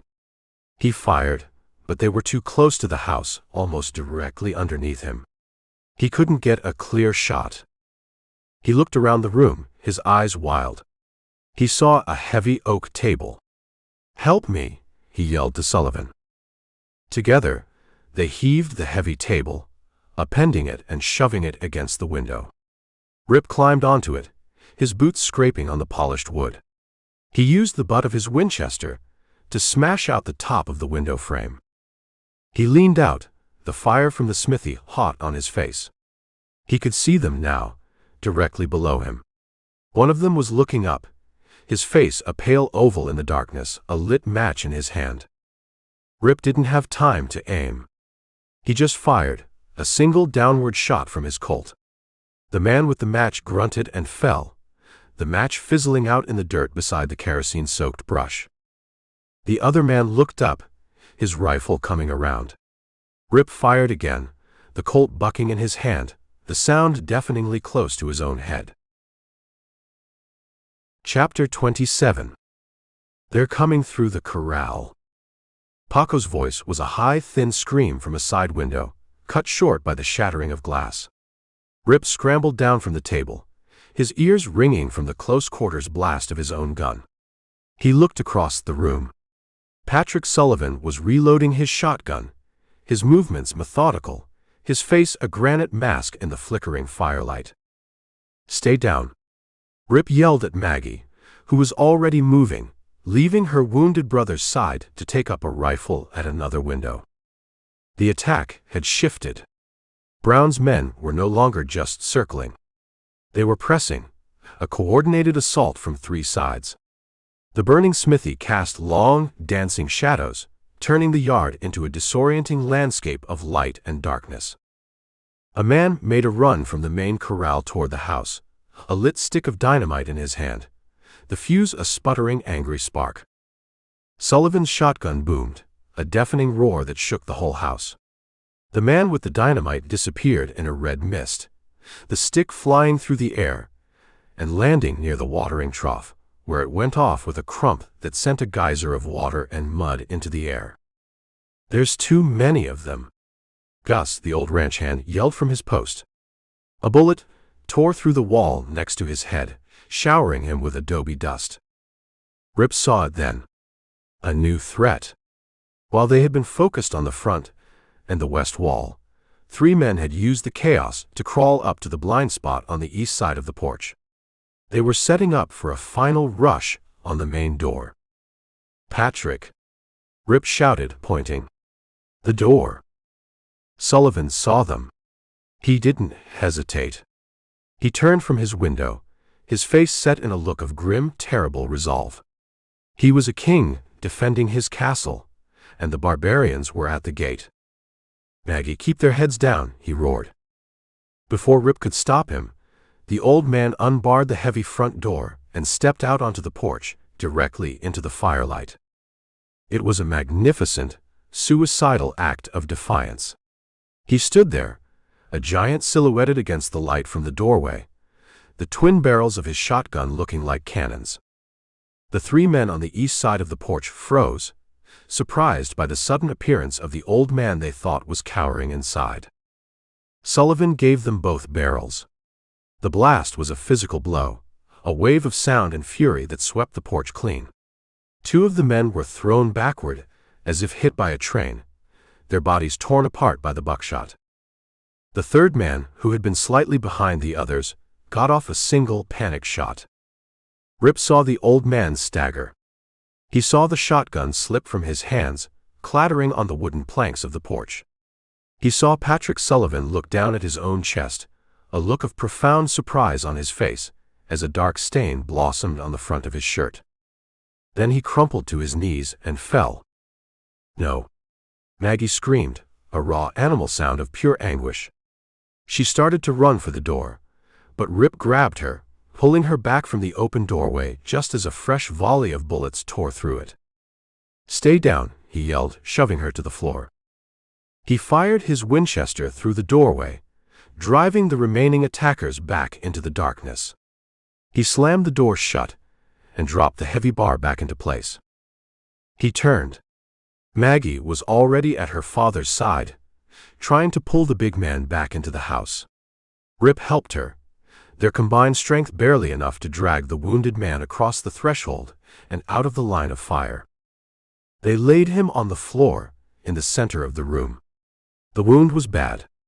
High in the chest. Every breath was a wet, ragged struggle.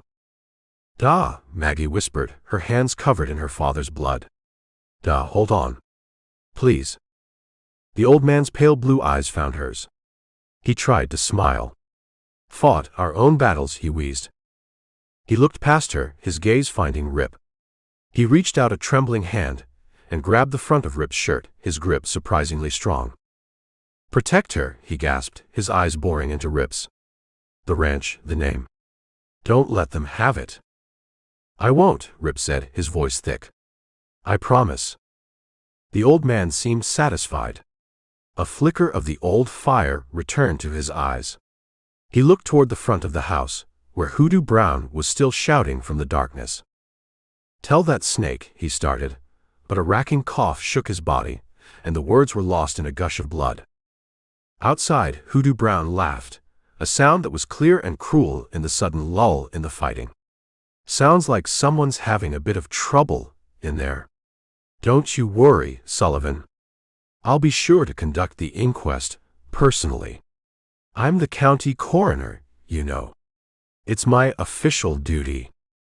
Patrick Sullivan heard him. A last terrible strength surged through him. He pushed himself up on one elbow, his eyes blazing with a final defiant hatred. He looked at Rip. Kill him, he whispered. Then he fell back, his eyes staring unseeing at the smoke-stained ceiling of the house he had built. Maggie let out a single, choked sob. She knelt beside her father's body, her shoulders shaking. Rip stood over them, a cold, silent fury building in him until he thought his heart would burst. He looked at the dead man. He looked at the grieving daughter. He looked at the shattered door. He turned and walked to the wall where the shotguns were kept. He picked up the one Patrick Sullivan had dropped on the porch. It was still warm. He broke it open. It was empty. He reached into the pocket of the old man's coat, his fingers finding 2 heavy brass shells. He loaded the gun, the click of the shells sliding into the chambers a small, final sound in the quiet, grieving room. He snapped the gun shut and walked to the front window. Chapter 28. He's gone. Maggie's voice was a flat, dead thing in the quiet room. She knelt beside her father's body, her hand resting on his still chest. The tears had stopped. Her face, illuminated by the flickering light of the burning smithy outside, was a mask of cold, hard grief. Rip stood at the front window, the heavy shotgun in his hands. He watched the shadows move in the yard. The firing had died down. They were waiting now, letting the fire and the fear do their work. Paco, Rip said, his voice a low command, not turning from the window. You and Gus, keep the back covered. Don't show a light. He heard the 2 ranch hands murmur their assent and move away into the darkness of the house. He was alone in the room with Maggie and her dead father. She stood up, her movements stiff, deliberate. She walked over to the wall and took down a second Winchester, checking the load with a practiced efficiency that made her seem years older than she was. What are you going to do? She asked, her voice still holding that flat, empty quality. I'm going to keep a promise, he said. He looked at her then, at the terrible cold calm in her eyes. He saw his own fury reflected there. Your father told me to kill him. I heard him, she said. Outside, Hoodoo Brown's voice rose again, full of a triumphant, mocking confidence. It's getting quiet in there, Campbell. Are you saying your prayers? Don't bother. There's no God in Las Vegas. There's only me. Rip looked at the heavy bar across the front door. He looked at the shattered windows. He looked at the body of the man who had built this house. He had been fighting a defensive war, a battle of attrition. That was over now. Maggie, he said, his voice quiet. When I go out, I want you to give me 1 minute. Then I want you to start shooting. Not at anyone in particular. Just keep their heads down. Can you do that? She didn't ask why. She didn't argue. She just nodded, her knuckles white on the stock of the Winchester. 1 minute. Rip walked to the front door. He took a deep breath, the air tasting of smoke and death. He reached up, and with a single smooth motion lifted the heavy wooden bar. He pulled the door open and stepped out onto the porch. The yard was a tableau from hell. The smithy was a roaring inferno now, casting wild dancing shadows. The bodies of the men Sullivan had killed lay where they had fallen. The remaining gang members were scattered, dark shapes crouched behind the corral fence, the watering trough, the low adobe wall. And in the center of it all, standing in the full bloody glare of the firelight, was Hoodoo Brown. He had been in the middle of reloading his pistol. He looked up, a look of genuine surprise on his face, followed by a slow, predatory smile. He had been expecting a final, desperate charge. He hadn't been expecting this.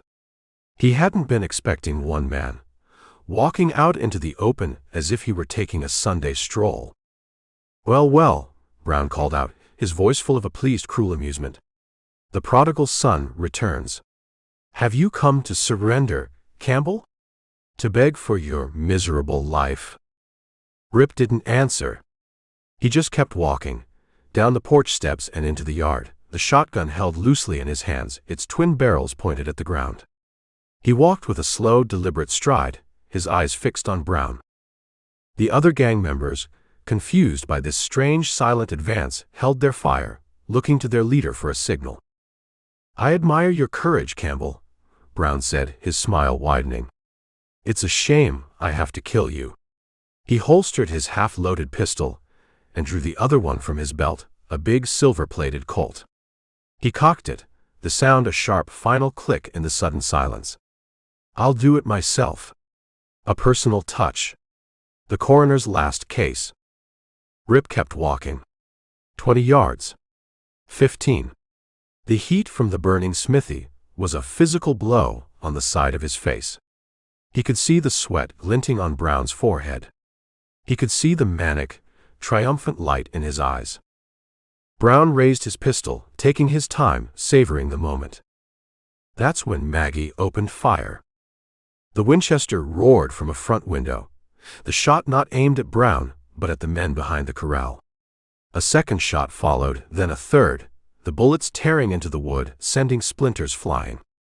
The gang members, who had been watching the drama unfold, dove for cover, their attention momentarily diverted. It was all the distraction Rip needed. He stopped walking. The shotgun came up, a single fluid motion. It seemed to rise of its own accord, settling against his shoulder as if it had been born there. Hoodoo Brown saw the move. He was fast. His silver-plated Colt barked, the muzzle flash a bright orange flower in the night. But Rip was already firing. The shotgun bucked against his shoulder, a brutal, deafening roar. The heavy load of buckshot hit Hoodoo Brown square in the chest. It didn't just knock him down. It lifted him off his feet and threw him backward, his arms flying wide, the silver Colt spinning away into the darkness. He hit the ground and didn't move. Rip stood there, the shotgun smoking in his hands. The silence that followed was absolute, broken only by the crackle of the burning smithy. The remaining gang members, crouched behind their cover, stared at the body of their leader. The fear he had cultivated, the aura of invincibility he had built around himself, had just been blown to pieces by 2 barrels of a shotgun.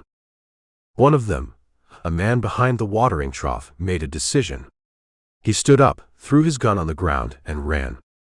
That broke the spell.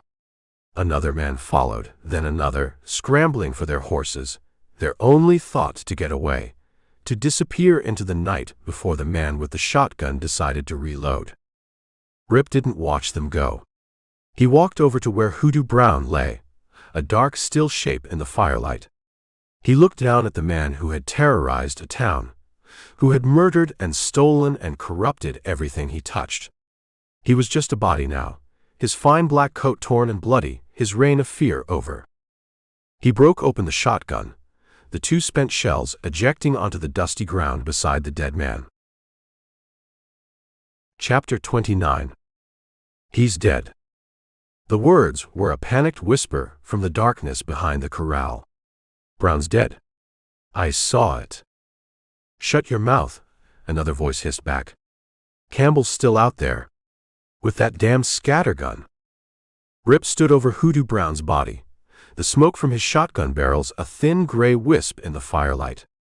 He didn't look at the men still hiding in the shadows. He just stood there, a silent, unmoving figure in the center of the yard, letting them see what had become of their king. He saw a shadow detach itself from behind the watering trough. A man, his face a pale blur, threw his pistol into the dust and ran, scrambling for the darkness beyond the firelight. That broke the dam. Two more followed, then a third, their loyalty vanishing with the last beat of Hoodoo Brown's heart. They were rats leaving a sinking, burning ship. The front door of the ranch house creaked open. Maggie stood there, her Winchester held at the ready. She looked at the body on the ground, then at Rip. Her face was a mask of grief and exhaustion, but her eyes were clear. "It's over," Rip said, his voice a low, rough thing. "Is it?" she asked. Before he could answer, a new sound cut through the night. The steady, rhythmic drumming of a dozen horses, coming hard. Not the scattered, panicked retreat of the gang, but the disciplined gallop of trained riders. A man's voice, full of authority, called out from the darkness of the main trail. "This is United States Marshal John P. Clum. Throw down your arms. You are surrounded." Rip looked at Maggie. A flicker of something, relief maybe, or just a profound weariness, passed through her eyes. He laid the shotgun on the ground and raised his empty hands. The riders swept into the yard, a disciplined troop of federal marshals and deputies, their guns leveled. They took in the scene with professional calm, the burning smithy, the dead bodies, the man and woman standing over the body of the most powerful criminal in the territory. Marshal Clum, a man with a square jaw and eyes that had seen too much, dismounted. He was the man who had posted Webb's bail. He looked at the body of Hoodoo Brown. "Well," he said, his voice a dry Texas drawl. "Looks like you saved the government the expense of a trial, Mr. Campbell." He gestured to his men. "Round up any of these coyotes still breathing. We'll sort 'em out back in town." As the marshals moved through the yard, cuffing the few remaining gang members who had been too slow or too stupid to run, another man was brought forward. It was J.J. Webb, his face pale, his arm in its sling, looking like a disgraced bookkeeper who had just been caught embezzling from the church poor box. "This one," Clum said to one of his deputies, "gets his own private cell. He's got a lot of accounting to do for us." Webb looked at Rip, his eyes full of a quiet, venomous hatred. He had been beaten not by a gun, but by a man who wouldn't quit. The sun was just beginning to touch the eastern sky with a hint of gray when the last of the bodies had been loaded onto a wagon and the last of the prisoners secured. The Circle South Ranch was quiet again, a wounded, smoking ruin in the first light of dawn. Marshal Clum found Rip by the corral, looking out at the mountains. "I got a wire from Santa Fe this morning," Clum said, coming to stand beside him. "Seems a certain printer in town decided to publish a special edition of his newspaper. Caused quite a stir. The governor is sending a territorial judge to oversee things." He looked at Rip. "That broadside of yours, it gave us everything we needed. We've already got warrants out for half the so-called respectable citizens of Las Vegas. What about the rest of the gang?" Rip asked. "Scattered to the four winds," Clum said. "We'll round up most of them. But the smart ones are already gone. Got a report that Dave Rudabout was seen riding south hell-bent for leather. He'll be in Mexico by tomorrow." "And Mather?" Rip asked. "Mysterious Dave." Clum shook his head. "Vanished. His office is empty. His horse is gone. It's like he was never here." He gave Rip a shrewd look. "Heard he had a conversation with you before the train robbery." "We talked," Rip said. "I bet you did," Clum said with a faint smile. Some men, they know how to read the weather. Mather saw which way the wind was blowing. He looked around at the ranch, at the bullet-pocked walls of the house, at the smoldering ruin of the smithy. This town owes you, Campbell. You and the Sullivans. You did what the law couldn't. He reached into his coat and pulled out a small silver star. A deputy's badge. I need to leave a man in charge until the judge gets here. A man the people will trust. He held the badge out to Rip. I'm forming a temporary vigilance committee. The printer, the doctor, the bartender. And I want you to lead it. Rip looked at the badge in the marshal's hand. It was heavy. It was a burden he didn't want. He looked back at the house. He saw Maggie standing on the porch, watching them. He thought of her father, of his last words. Protect her. The ranch, the name. He had made a promise. He reached out and took the badge from the marshal's hand. Chapter 30. It'll hold. Rip ran his hand over the new timber, the wood smooth and smelling of fresh-cut pine and honest work.